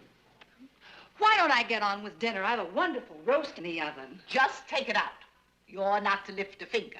I'm going to do the cooking. Oh, that's very sweet of you, Aunt Pauline, but No, don't thank me. Only keep the maid out of my way. We don't have one. Oh, well, de nada. The kitchen is out of bounds for you, Natalie. Now, while I start cooking, why don't you go and take your things out of my room? And take these along with you. Now, Come on, children, come on. Patty, I want you to go to the grocery store for me. I'll make you a list. And Ron, come on, I need something from the drugstore. And you too, Kathy, come along. You can help us. It's tea time. It's tea time. Hi, darling, I'm home. Aunt Pauline arrive? Like a tank battalion. Going out? Don't tempt me. Oh. Where is she? In the kitchen, cooking dinner. My kitchen is out of bounds to me. Aunt Pauline is cooking dinner? She insisted. Do you know, that's rather sweet, really. She's starved for a home of her own, so she's trying to make this her home. She's doing a bang-up job. Our bedroom is out of bounds, too. What? She's in, we're out. You mean she's moved in here? That's right. Oh, now, wait a minute. If she thinks she can come in here... Martin, you said it yourself. Aunt Pauline doesn't have a home of her own. We're all the family she has. We can't be mean to her. Ah, Martin. Hello, Aunt Pauline. I'm sorry I wasn't here to meet you. Oh, well, I assumed you were detained on urgent business. Well, yes, as a matter of fact, You're thin. Natalie isn't feeding you properly. Oh, of course she... Well, I'll take care of that. I've always been a wonderful cook. But on this last trip to France, I realized that I knew nothing. Rien. Wait until you taste this dinner.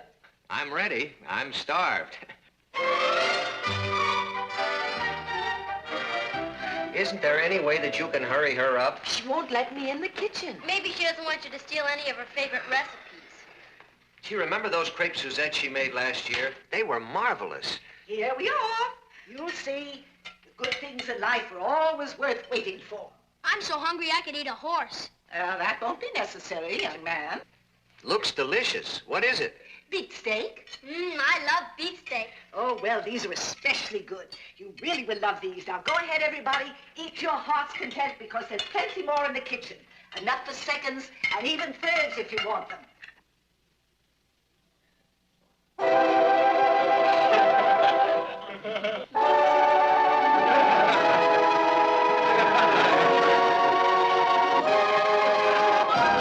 What did you say this was? Beet steak. Beet steak. Yes. Isn't it delicious? And for dessert, I'm making a walnut souffle. Come along, come along. Eat it, it's delicious. Waste not, want not.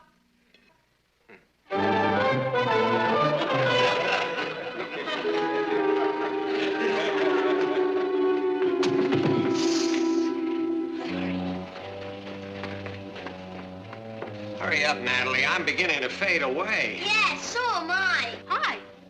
Welcome to the club. What are you doing up in the middle of the night? Same as you, trying to stay alive. Hello, Tiger. Good boy. Has he been fed? Yes, don't tell Aunt Pauline, but we gave him some non-vegetarian dog food. This is ridiculous. I'm starving to death in my own home. Darling, what would you like? Food. Glorious food. I think I'll start with lamb chops and work up. I want a hamburger. I'd like some sausages. That's what I want. Lamb chops, hamburger, and sausages. Oh, it's you. I thought perhaps it was a burglar, and I hurried right down. Aunt Pauline. Uh-huh. I caught you. I knew you'd want some more of my beef steak. Remember, I told you there was enough for seconds and even thirds? Come along, everybody. We'll sit down and have a delicious midnight feast. And some tea.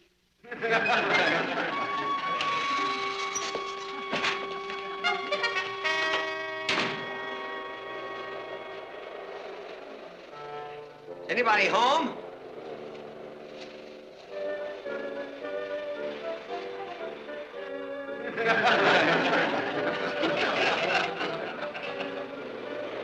What's going on here? An Eskimo convention? It's freezing in here. No use closing the windows. Aunt Pauline will just open them again. She learned it from a doctor in Newfoundland. They never catch colds up there. Well, then let her go to Newfoundland. This is ridiculous. She's your aunt, not mine. Why didn't that blow away? Dear me, it's getting stuffy in here. Oh, Martin, you're home. Am I? I'm not sure anymore. You know, I think it's time that we have... Tea time. Tea time. I think it's a lovely idea. You certainly are a tea-drinking family. It keeps us from freezing to death. Now, about that doctor of yours in Newfoundland. Oh, wasn't it lucky I ran into him? You know, when you're virtually alone in the world and have to travel every place by yourself, it's so important to meet nice companions. What were you going to say about the doctor, Martin? Oh, just that his cold theory sounds interesting. Oh, I knew you'd think so. Ah, there, that's better. Wakes up the lung sacs. I have the most wonderful idea for tonight after dinner. We are going to have a musical. I'm sorry, Aunt Paulina. I have this date with Richard, and I have some work to do. And I have some mending to do. I have this editorial to write. And I have to go to camp.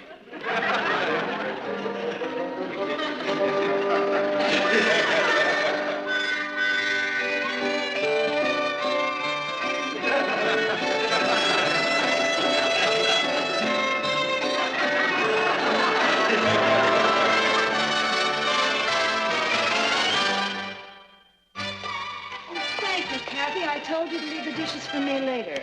Oh, there weren't very many, Aunt Natalie. I'm going out shopping. What would you like for dinner? Carrot steak or spinach pie? I think I'd like... I know. Neither would I. It won't last forever. I know she's difficult, but she's our only aunt, and we can't turn her out, can we? Or can we? Notice that most of Uncle Martin's conversation the past few days has consisted of tea time. She's quite a woman. I'm really very fond of her. Father has talked to me about her for so long, and yet there is no real way to prepare one for Aunt Pauline. You miss your father, don't you? Very much. In a way, having Aunt Pauline here makes me feel that Father is closer. I mean, she is part of his family, isn't she? I think I'd like spinach pie for dinner. You know something?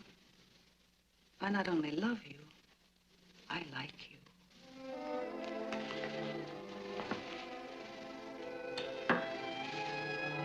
I'm glad.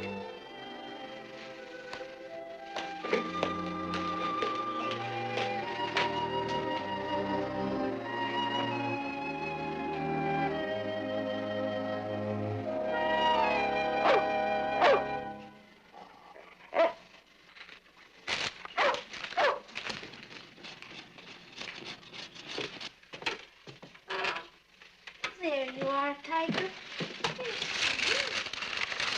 There you are. That's very unsanitary, Kathy. Dogs can give you hydrophobia. Oh, not Tiger. He's a sweet dog. He would never hurt anyone. You're an argumentative child, aren't you? I don't mean to be, Aunt Pauline. I'm sure you don't. It's just the way you've been brought up. Or should I say the way you haven't been brought up? I didn't mean to be rude. The one thing I will not tolerate is insolence. But knowing your father, I'm not surprised. I think it's disgraceful the way you've been reared, dragged around the world like some nomad without any home or roots. That wasn't Father's fault. When Mother died, he wanted me with him. And I wanted to be with him. Well, that's no way for a young girl to live, hobnobbing with those ruffian newspaper men. They're not ruffians. They're very nice. I think I know a little more about it than you do. Father and I have always been very close. It was terribly difficult for him to decide to send me here to live while he's traveling so much. Well, he had no alternative. It's very inconvenient for an attractive widower to have a teenage daughter around. That's a horrible thing to say. Well, I'm a woman of the world, and your father always was a mouton noir, a black sheep. Because he won't kowtow to you? My father is the finest man I've ever known. Old moneybags. Old moneybags? That's what he calls you. He says you have a money bag for a heart and tinsel for a brain.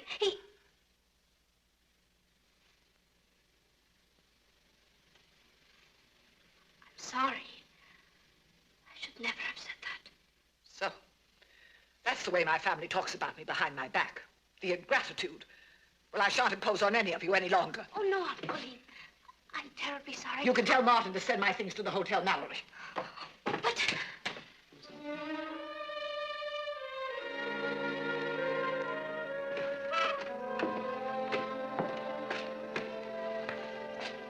Kath, dinner's ready.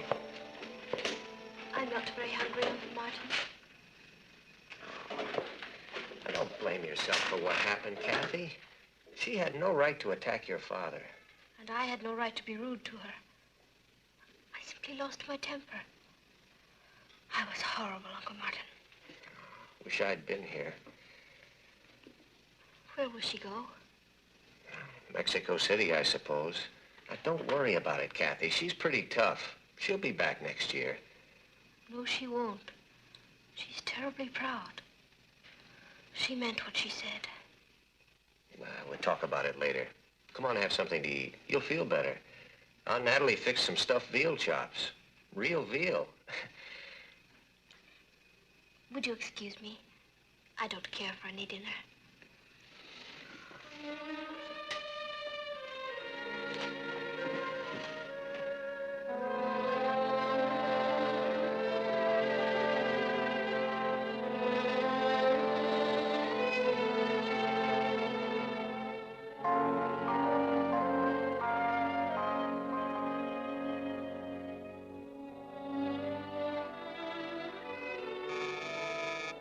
There you are, Ding Ding. There's your dinner now. Come in.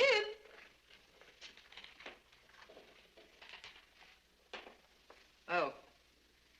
They sent you to beg me to come back. Well, you're wasting your time.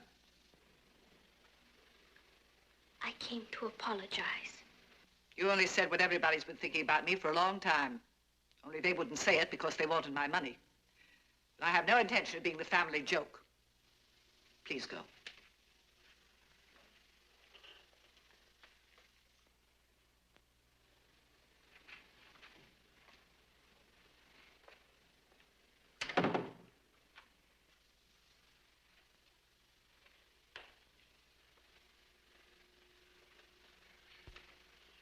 You're wrong, Aunt Pauline.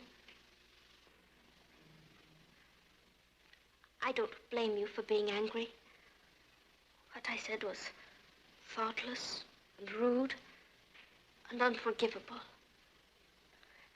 But please don't punish them because of me. They need you. You mean they need my money? They don't care about your money. They've known about the Foundation for Sailors' Widows for years and years. It's you they need.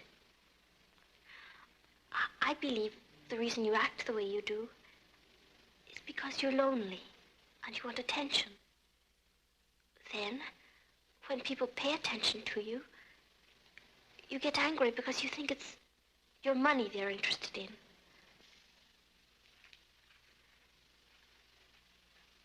You're not the easiest aunt in the world, but you're all we have. We love you, and we need you, and you need us. Won't you forgive me?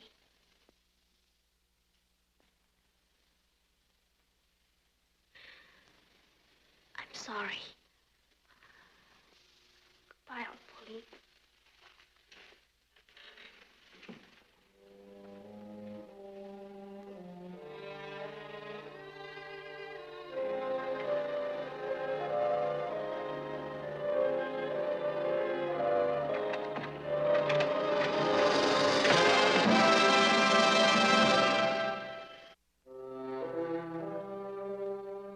Things sure are quiet around here without Aunt Pauline.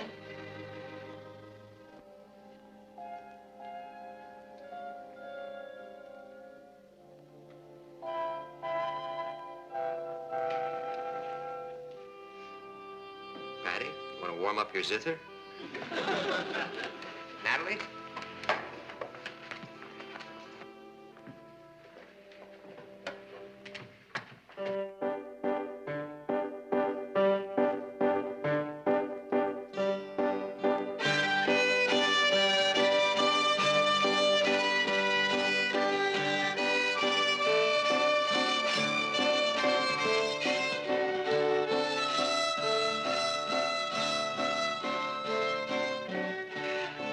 That's terrible.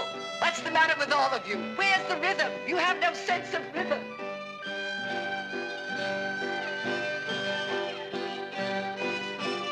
No, that's terrible. Come on now. It's 1, 2, 3, 1, 2, 3.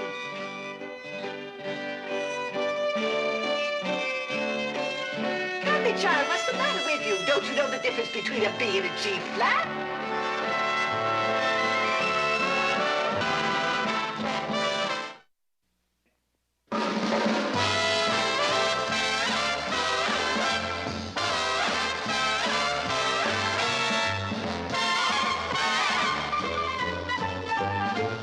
Here's Kathy, who's lived most everywhere, from Zanzibar to Berkeley Square. But Patty's only seen the sights a girl can see from Brooklyn Heights. What a crazy pair, but they're cousins, identical cousins, and you'll find they laugh alike, they walk alike, at times they even talk alike. You can lose your mind when cousins. That's what I say. What's the difference? Capri is the lower part of the island. Anna Capri is above it. A little funicular takes you to the top. You know, cousin, it isn't fair. I strained my brain studying about all these crazy places in books, and you've been to all of them. It's a cinch for you. You know why you get better grades than I do? Why? Because you're smarter than I am. No, I'm not. What you said is true, Patty. Father and I have traveled almost everywhere. We spent a week in Capri when he did a feature story on the Grotto Azzurra. This week he's in Greece. Next week he goes to Helsinki to cover the opening of Parliament. Boy, I wish my father were a foreign correspondent. He does lead an exciting life. Do me a favor. When you finish school and go back to Europe to join your father, take me with you. I'm tired of school. I want to get into real life.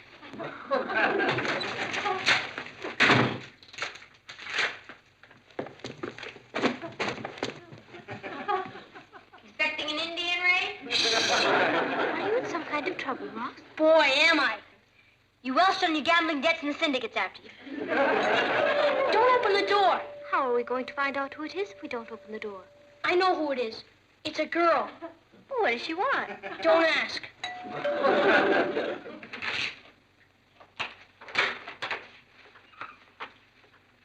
Hello. Hello. Is Ross at home? I think so. I'm Nicky Lee Blake. How do you do? I'm Ross's mother. I knew you must be. You have the same warm eyes. Ross? What? I'm gonna hide. Have you seen Ross? Yeah, not in the last few seconds, Aunt Natalie. He must have gone out again. He's very shy. I think it's just dark. Ross, shy? You're new around here, aren't you? Yes. We moved up from Virginia last month. I'm Nicky Lee Blake. Why, you must be Ross's beautiful sister, Patty. Well, Ross is finally acquiring some taste. And you must be his remarkable cousin, Kathy. He speaks of you all the time. Does he?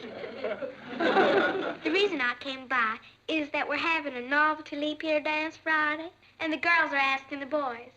I want to go with Ross. This isn't leap year. I know. That's what makes it a novelty. Why didn't I think of that? You're not from the South. The boys are to have corsages for the girls, but I'll send my corsage to Ross so he won't have any expense. My father and I will pick him up here Friday night at 7 o'clock. Thank you so much, Mrs. Lane. Goodbye, Patty. Bye. Goodbye, Kathy. Goodbye, Nicky. Now I know why the South almost won the war.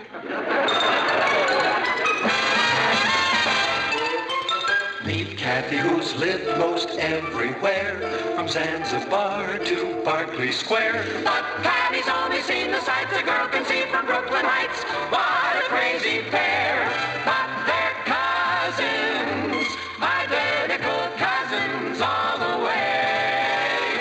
One pair of matching bookends, different as night and day. Where Kathy adores a minuet, the ballet russe, and crepe Suzette. Our Patty loves to rock and roll, a hot dog makes her lose control. What a wild duet, still they're cousins, identical cousins, and you find they laugh alike, they walk alike, at times they even talk alike. You can lose your mind when cousins are two of a kind.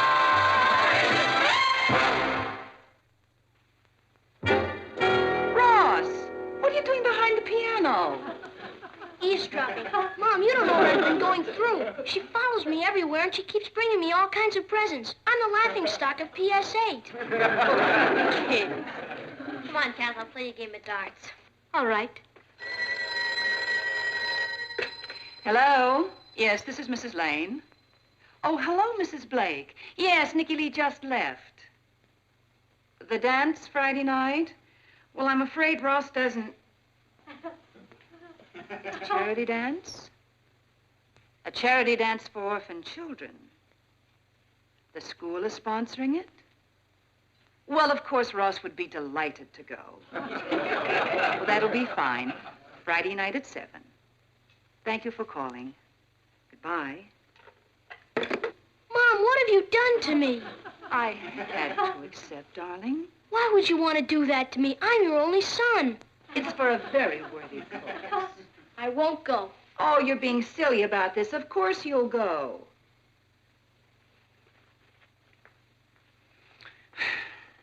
Watch this one. Patty, can I talk to you for a minute? You're in trouble. You robbed the bank, the police are hot on your trail, and you want me to hide you out. He's in here, officer! I want you to talk to Mom and get me out of the dance Friday. You mean that's really bugging you? You're afraid. Afraid of a little girl. Boy, I've waited a long time for this. You mean you aren't going to help me?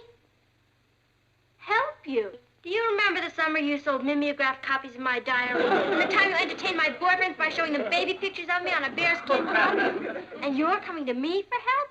Ha, ha, ha. Okay, never mind. Patty, Ross really seemed disturbed. Come on, stop worrying. It's only a kid dance. Let's finish our game. Perhaps we should have given him some help. Whose side are you on? It's the battle of the sexes. He'll learn all the tricks soon enough. He's a natural-born monster.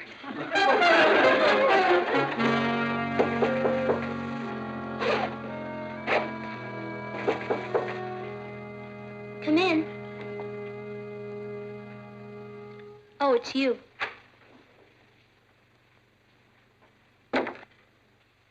What are you doing? Running away. Do you want to come with me? I can't. I promised to go to a movie with Craig Saturday. Are you running away because of the dance? You bet I am. I'll send for my ham set. Don't let Patty touch it. Ross? Why are you so afraid of girls?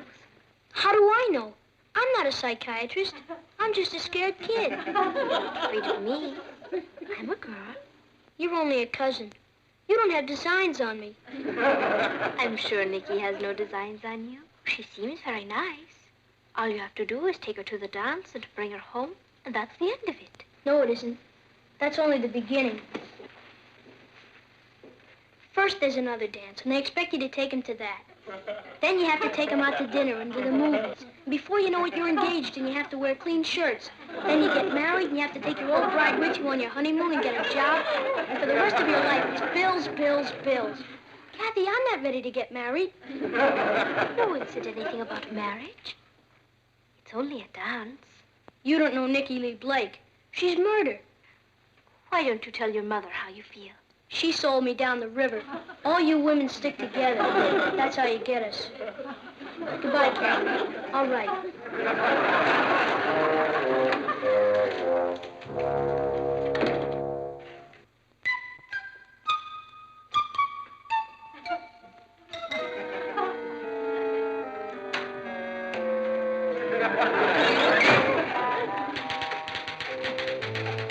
Dad, can I talk to you for a minute?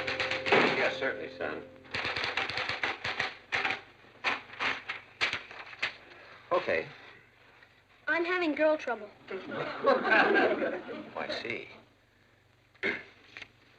Well, tell me about it. To tell you the truth, I can't see why everybody makes such a big fuss about girls. They're nothing. I mean, they don't do anything. They're terrible at games.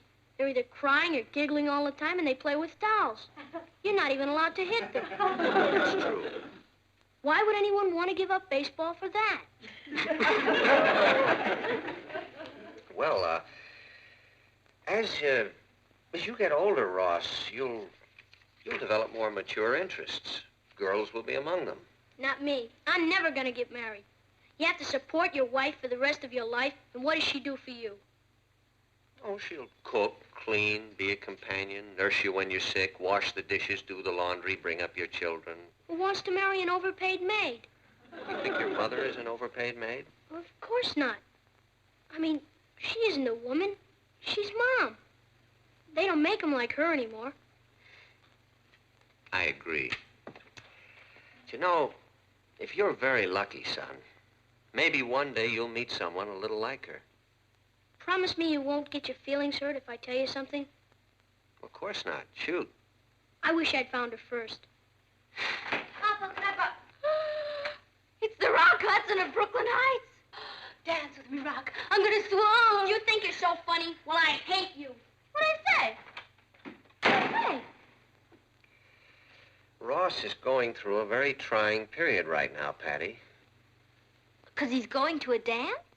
Because he's going to the dance. This is the first time he's ever had a real date with a girl. That's an important step in his life. So he has butterflies. He'll get over it. You could make it a lot easier for him. Me? When I first started dating, he used to tell my dates insanity ran in the family. He told one boy I was a kissing maniac. I tried live frogs in my pocket. Once. Patty, the important time to forget a person's past mistakes is when he's in trouble and needs you. Well, he's not going to get me. Can I borrow a book, please? Sure. Thank you. Patty, do you remember your first date? Do I? Herman Brinkerhoff. Boy, I had a crush on him. He invited me to his 12th birthday party. After he blew out the candles, he got me in the closet and tried to kiss me. The braces on our teeth got locked. I wanted to die. I remember you came home and begged me to move us to another city. I didn't want to have to face Herman Brinkerhoff again. He was in every one of my classes. You know, Papa, I'd forgotten about that. I was sure a silly kid. I must have cried for a week. What would you do if that happened today? I laughed so hard at... Oh. I fell for the psychology bit, didn't I? Patty, this is a difficult time for your brother. He's discovering a lot of strange new emotions that he never knew he had. That can be very confusing and very painful. I still remember the panic I was in the night of Herman Brinkerhoff's party. I didn't want to leave the house. It was like somebody was shoving me over Niagara Falls in a barrel. Your brother is upstairs going through that same thing right now, Patty. What do you want me to do? Will you lend him your barrel?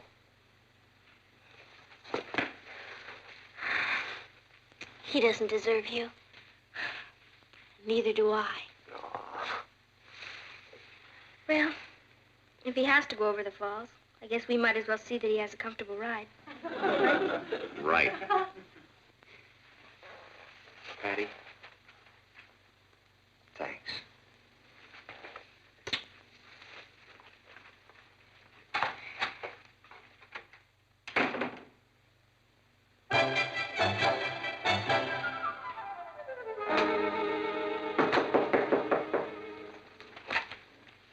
Who is it?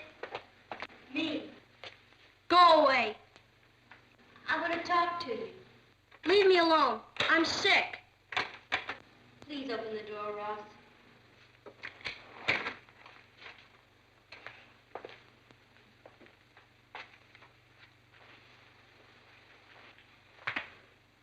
What's the matter? I keep having these dizzy spells. If I could stay in bed for a week, I'd be fine. You're scared about Friday night, aren't you? Of course not. What's Friday night? There's nothing to be scared of, Ross. I don't know what you're talking about. Everybody has to go out on a first date sometime. Why? I don't know. It's just part of the birds and the bees bit. Why can't everyone just leave me alone? It's fun once you get used to it. Nikki seems like a very nice girl. They'll have to drag me all the way to the dance. I was scared stiff on my first date. I didn't have anybody to help me. You've got me. What good are you? Girl, if you're going into enemy territory, you should have a guide. Do you mean it? What do you think big sisters are for? Well, to tell you the truth, I am kind of scared. I mean, Nicky thinks I'm kind of a man of the world. And actually, I haven't had much experience with girls. I won't know what to do with her. It's simple. You'll dance, and you'll talk. Can you dance? No. Can you talk? No. That's hopeless. What do you mean, hopeless? Before you can count 1, 2, 3, you'll be acting like Cary Grant. 1, 2, 3. 1, 2, 3. Good, you've got it. You're a natural-born dancer. But I only know that one step. Am I going to stand there all night and do that step? You won't be dancing all night. You'll eat and talk. I know how to eat, but what'll I talk about to old Nicky Lee Blake? The first thing you have to do is stop thinking of her as old Nicky Lee Blake. She's a very cute little girl, and she likes you. Okay, let's practice conversation, okay? Kathy, you go out and be Nicky. All right. Here we are at the dance, and here's pretty little Nicky.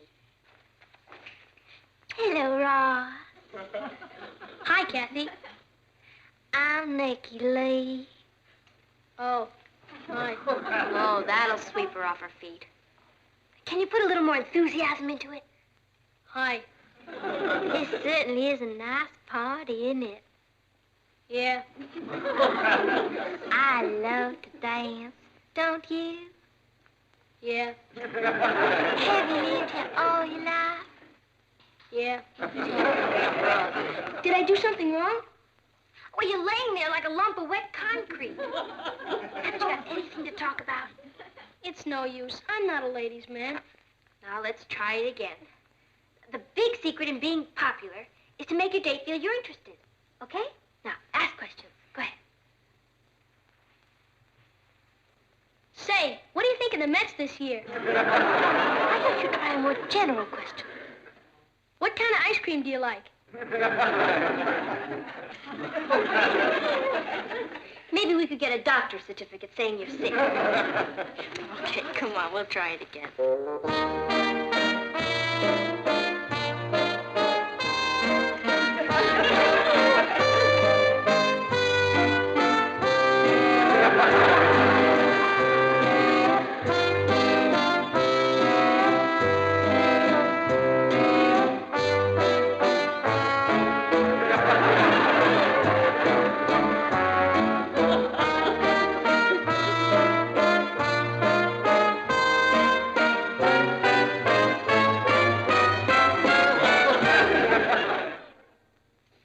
It's almost 7 o'clock. They'll be here any minute.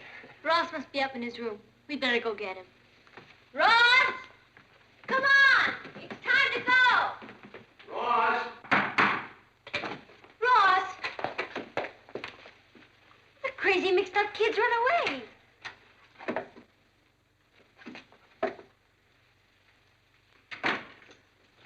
Come on, out! Come on! Let me go! Let me go! Get him! Ross, what were you doing under there? I lost one of my marbles. What an opening. Look at what you've done to your nice new suit. Mom, feel my forehead. I have a high fever. He does feel a little warm. That's war nerves. Son, pull yourself together. Nicky's going to be here any minute. I can't go. You're not going to chicken out now after all the work we've put in on you. I just can't do it. I tried. Honestly, I tried. Son. Please, Dad, don't make me do it. I don't need girls. When I grow up, I'm going to be a real estate salesman.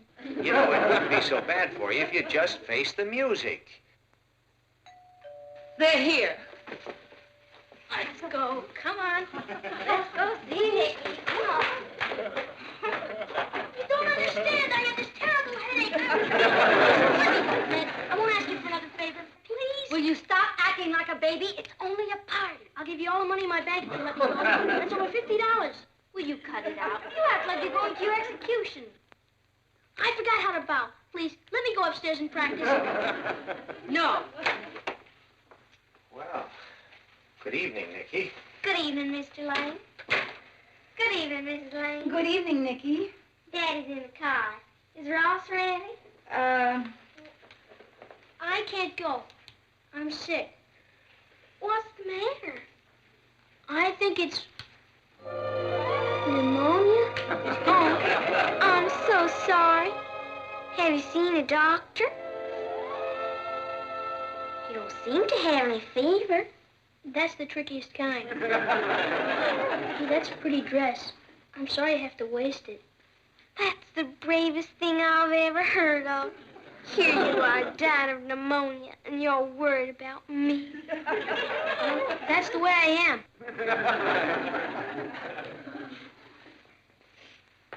I used to get colds when I was younger. I had one after another. They stopped when I had my tonsils out. I had my tonsils out, too.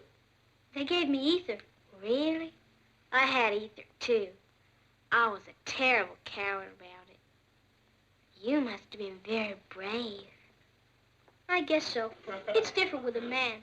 I'll bet I ate 10 quarts of ice cream after I woke up. Did you really? I like ice cream, too. What's your favorite kind? Strawberry. You got my corsage. Yeah. Thanks. Gee, I'm awfully sorry about the dance, Nicky. To tell you the truth, I'm a terrible dancer. I'm probably the worst dancer in Virginia.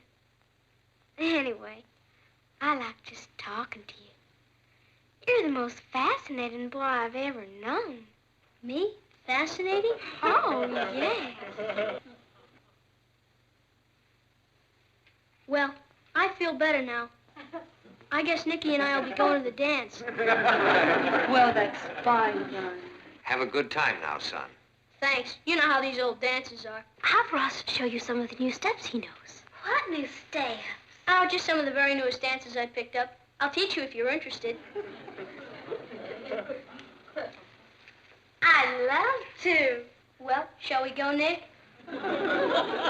We'll probably be late. Don't wait up. Good night, everyone.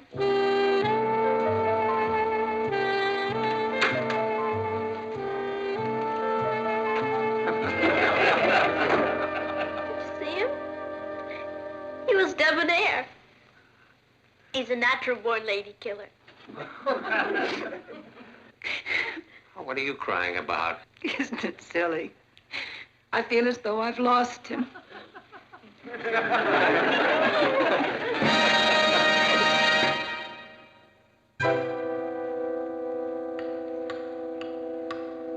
That dance can't still be going on. They said he'd be home by 10 o'clock. Something must have happened to him. Martin, it's 5 minutes to 10. Oh. Well, then my watch is fast. You must be too nervous. He's here! He's here! Martin, let's not all descend on him like a bunch of mother hens. What are you talking about? I was just going to bed. Night, girls. Night, Papa. Good night, Uncle Martin.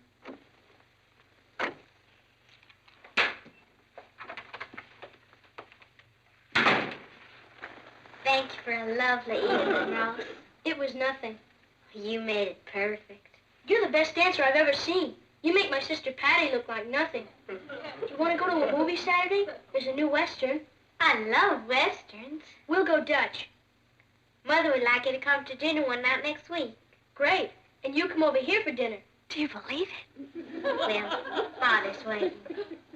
Good night, Ross. Good night, Nicky.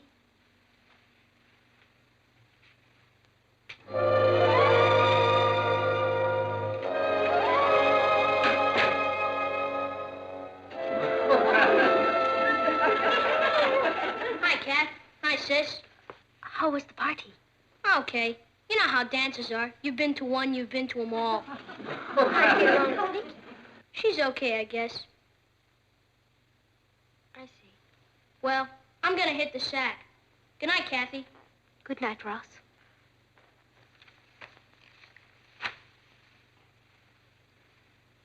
He didn't mean any of that, Patty.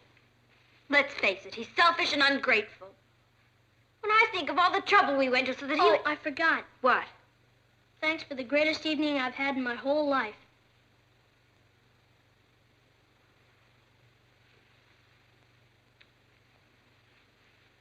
Good night, Ross.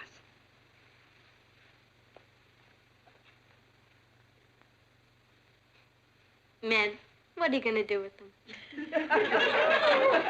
Let's go to bed.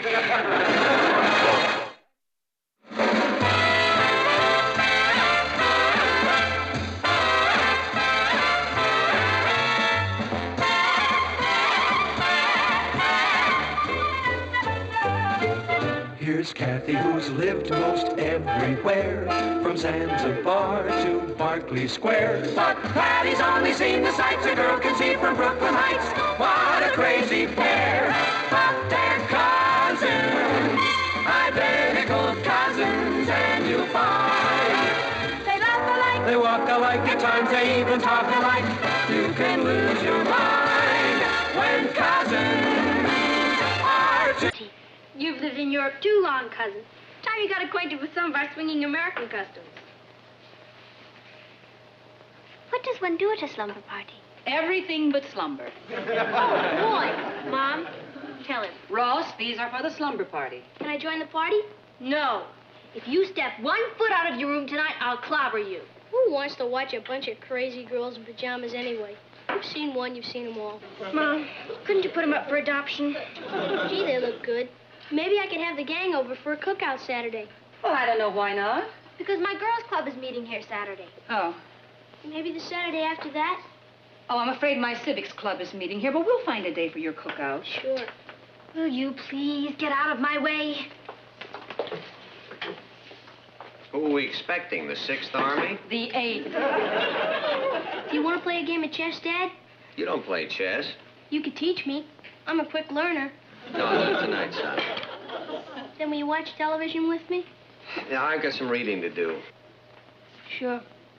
Well, I guess I'll go to bed. Have a nice party. Gee, I wish there was someone in the family younger than me so I could pick on them. Oh, leave me alone. They're here. Mom. We're going. Wish I knew how customs like this got started. Make it a lot easier to help stamp them out.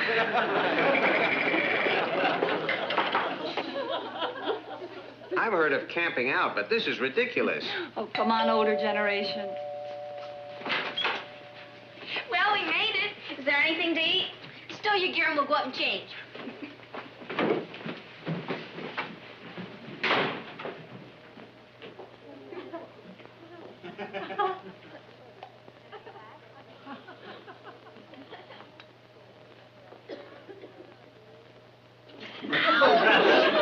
Get out of here, you Benedict Arnold. What'd you do that for? I was walking in my sleep. Then start running in your sleep, Buster, all the way up to your room. If you come down here once more tonight, I will personally kill you. Boy, when I grow 6 more inches, am I gonna get you?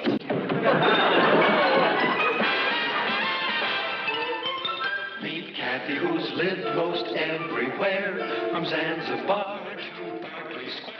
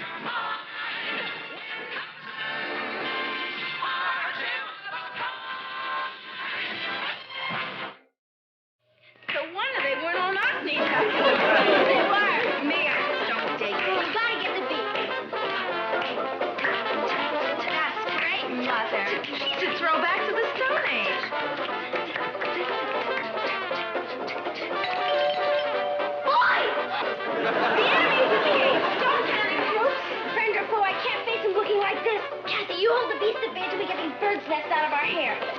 I'm in my night clothes. Put the chain latch on the door. The lawn man upstairs says no boys allowed.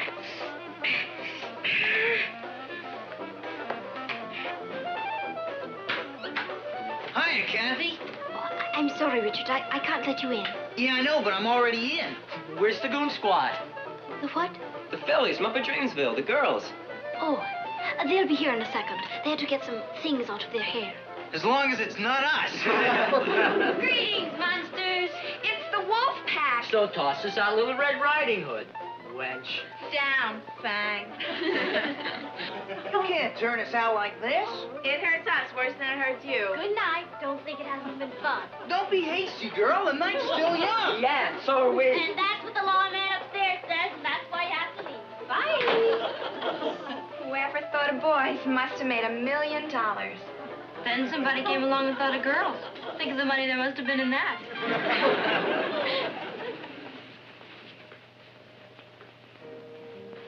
I'm famished. Boys give me an appetite. Do you think our parents ever went to slumber parties? They didn't have them in medieval times. Can you picture our history teacher at a slumber party? Oh, Tuttle the Terrible. I can't picture her doing anything. She was born an old maid. The trouble with Miss Tuttle is that before she gets through with it, she makes certain that history is dead. Miss Tuttle could make Roman history sound a little more interesting. I mean, she was there. Hey, you know who's a snap? Mr. Henderson. Give him the big toothy one, and it's an automatic B at least. Oh, I wish those boys didn't have to go. Speaking of boys, how about that absolute dreamboat in our chemistry class? That new boy, Paul Martin? He's really off time. But you have Richard. Oh, Richard's all right. But Paul has that certain something that Richard hasn't. I know, a new car. No, it isn't that. I mean, Paul seems so worldly. Wonder what it'd be like to kiss him. Why don't I find out and let you know? Maybe I'll find out for myself. Say what? Me, Natalie, are you awake? Yes, are you? No, I'm talking in my sleep. Do you know what time it is? Don't tell me. It's 3 o'clock in the morning, and those kids are still awake down there. Well, of course, they're having a slumber party. Somebody must explain that to me sometime. Do you remember the block parties we used to have when we were kids? That was different. Oh? Oh, I was expected to be asleep by 3 o'clock in the morning. Don't you think we're being too permissive with Patty? Of course not. I told her she couldn't have a slumber party.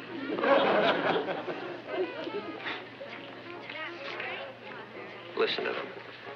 They sound like a gaggle of geese. What in heaven's name do they find to talk about all night?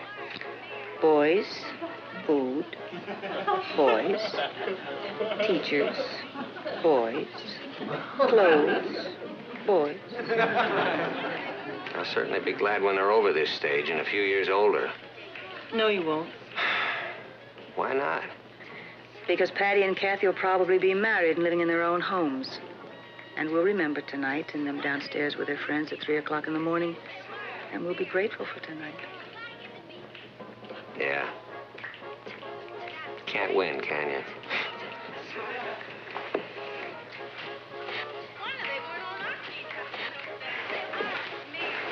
Good night, dear.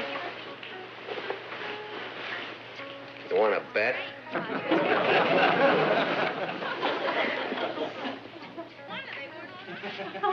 Thanks, Patty and Kathy. It was dreamy. We'll do it again next week. My house next time. Okay. Gee, I hope breakfast is ready when I get home. Bye-bye now. Bye. Bye, Patty. Bye. I'm exhausted. It's the first time in my life I've ever stayed up all night. Yeah, but wasn't it a gas?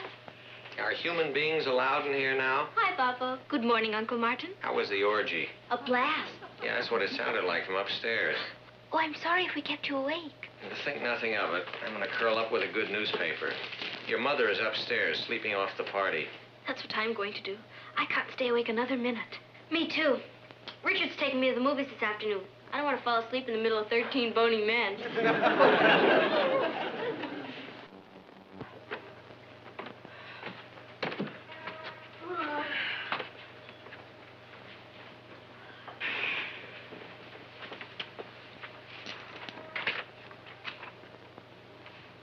You know who's a snap? Mr. Henderson. Give him the big toothy one, and it's an automatic. Be at least. The trouble with Miss Tuttle is that before she gets through with it, she makes certain that history is dead. Why, it's exactly what we said last night. Word for word. Observe the handwriting. It's that of Brother Rat. But how could he? I don't know how could he, but we're gonna find out.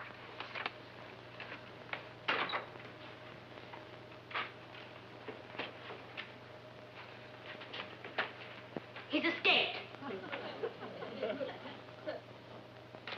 Come on.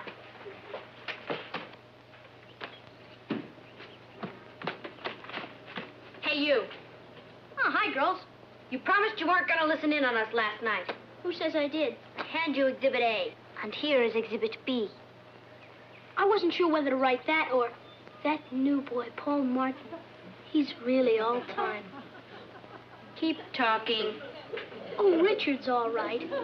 But Paul has that certain something that Richard hasn't. And you can stand here and tell us you weren't listening? Yep, that's what I'm doing. Standing here and telling you I wasn't listening. Then how? Remember the tape recorder I got for my birthday? You taped that conversation? There's some real juicy stuff on it. I like the part where... Never mind. Locked in the safety vault at the bank, with orders that if anything happens to me, it'll be played at my funeral. It's not in any safety vault. This is Sunday. Hand it over. See my attorney. I'll see your parents. That's who I'll see right now. One word to Mom and Dad, and I play the tape for Richard. Ross, why are you doing this to me? What have I done to you? Nothing. But all of a sudden last night, it hit me that no matter how old I get, I'll never be older than you.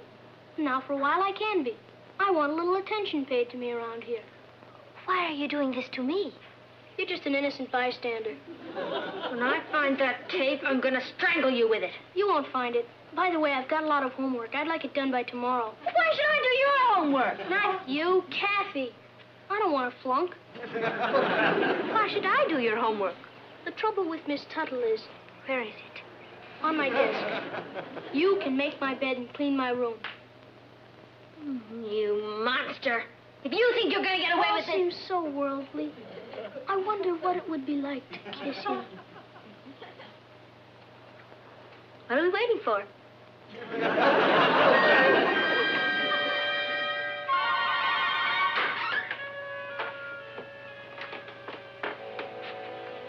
Hi, Richard. Hey, you're not even dressed. I can't go to the movies with you. What's the matter? You sick or something? Not exactly, but you're warm. The family ground you? Well, then what's the matter? I just can't go, Richard. I've got a headache, I think. You think? Either you've got one or you haven't. And I've got one, a big one. It's bigger than both of us. Someone else? How could you say such a thing? Easy. I've seen you eyeing that Paul Martin character in chemistry class. He doesn't mean a thing to me.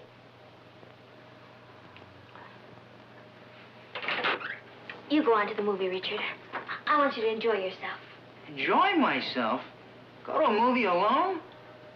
I'll never understand women if I live to be 30.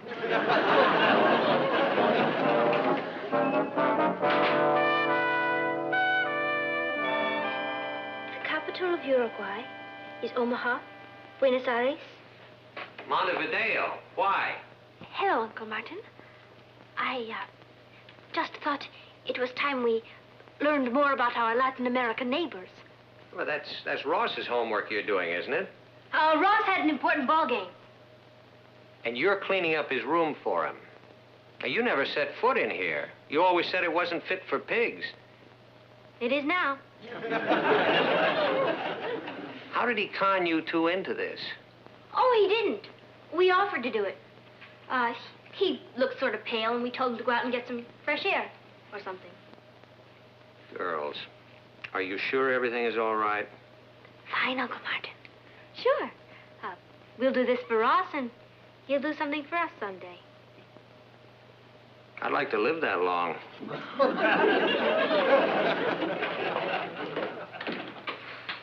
We must be more careful.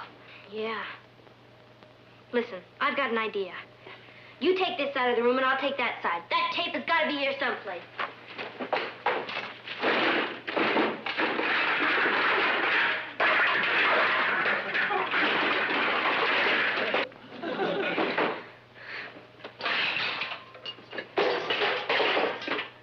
You must have swallowed it. Perhaps he has it buried somewhere.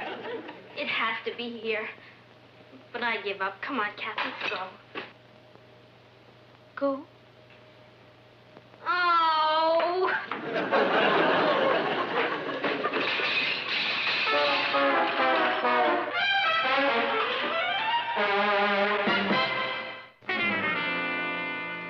Martin, there's something funny going on around here. I know. Patty and Kathy are upstairs cleaning Ross's room. Well, he had a very important ball game. Patty even broke a date with Richard to go to the movies. Wish I knew what was going on. Why don't we ask this gentleman? I have a feeling he knows. Hi, Mom. Dad. What's wrong? Is my face clean or something? Ross, I saw Kathy doing your homework today. And I saw Patty cleaning your room. How do you like that? You can't beat girls. All we want to know is why. That's just because Patty's a great kid. After all, she comes from wonderful parents. Flattery will get you nowhere. What have you got on her? Gosh, can a girl do a good deed for a brother without everybody getting suspicious? In your case, no. It's the unanimous opinion of her wonderful parents that something shady is going on. Dad, there isn't. She just loves me like a brother, that's all. Whatever it is, we'll probably never find out. You know something? I'm glad.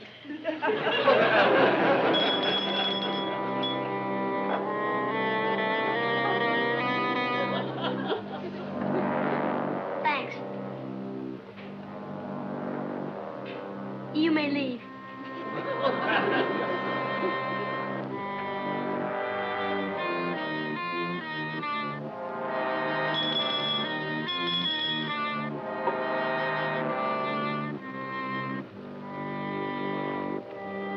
Turn it on.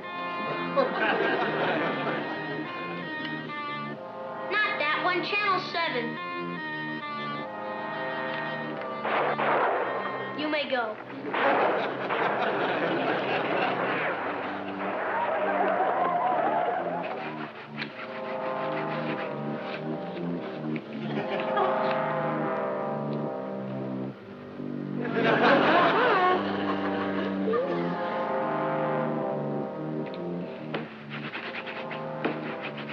Dear Daddy, the other night I went to my first slumber party. At a slumber party, you don't sleep. Don't ask me why.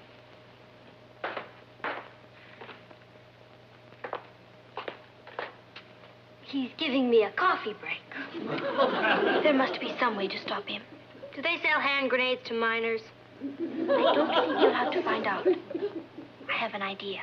We can't drown him in the bathtub. He never takes a bath. I know how to find out where he's hiding that tape recorder.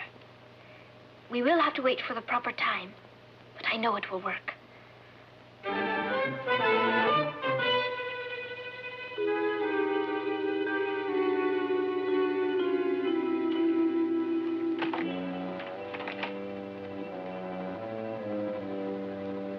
Could I please speak to Paul Martin?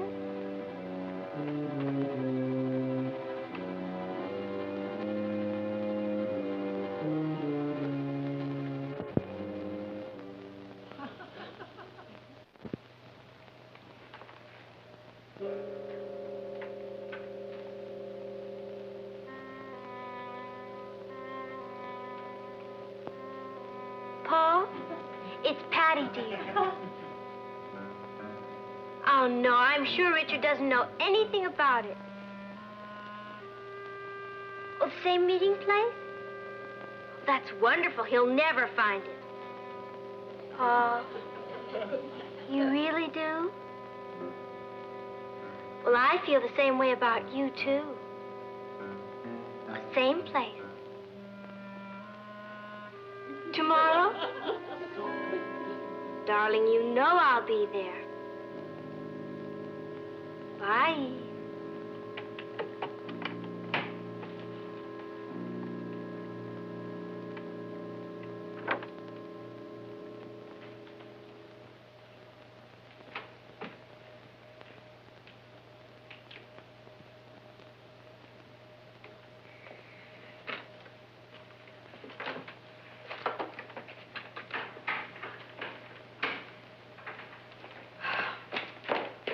Here is his secret weapon.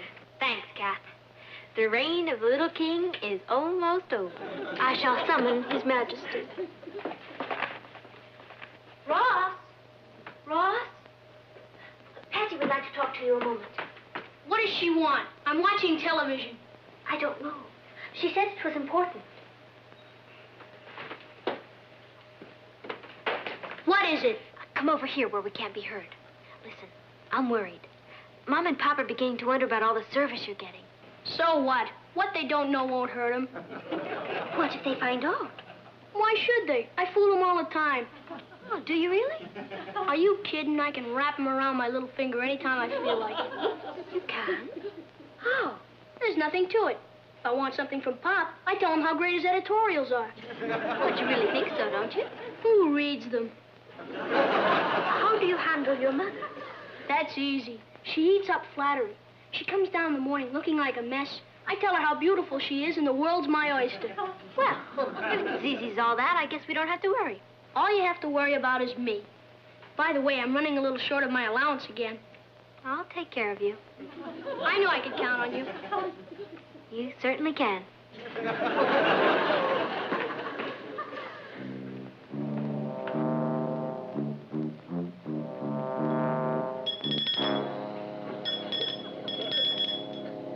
Patty!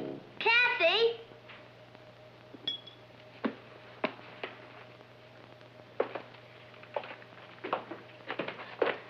Hey, didn't you hear the bell?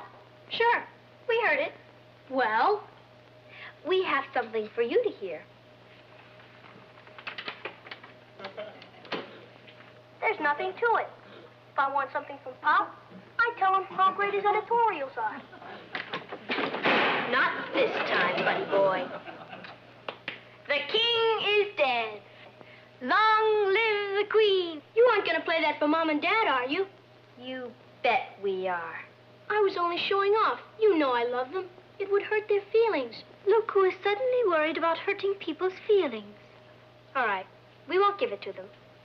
As long as you do exactly what we tell you. All right. You may leave. Do you know, Patty? I feel sorry for him. Save your sympathy. We've got him just where we want him. Ross? Hi, Dad.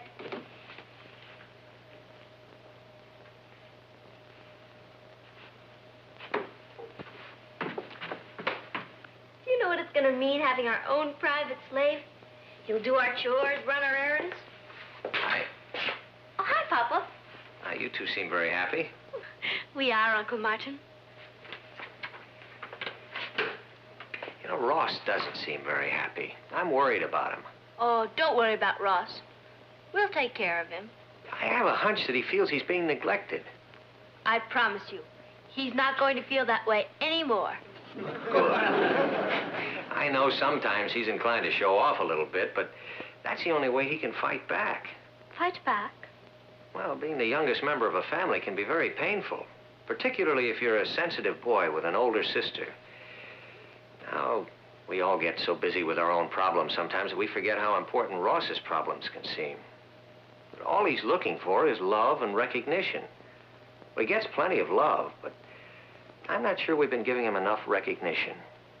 So I know I'm going to try a little harder, and well, I'm glad you're going to help. Well, going back to what you were doing.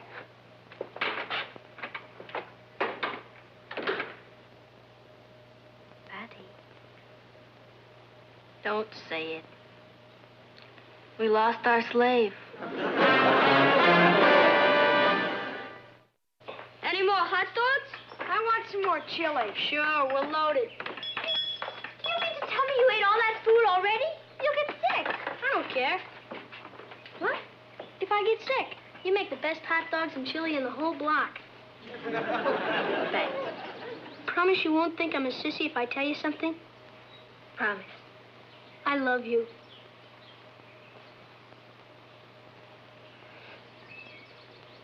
I love you, too.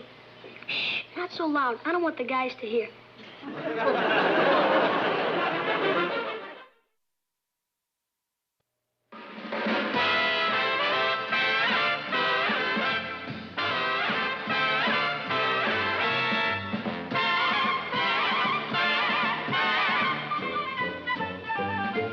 Here's Kathy, who's lived most everywhere, from Zanzibar to Berkeley Square. But Patty's only seen the sights a girl can see from Brooklyn Heights.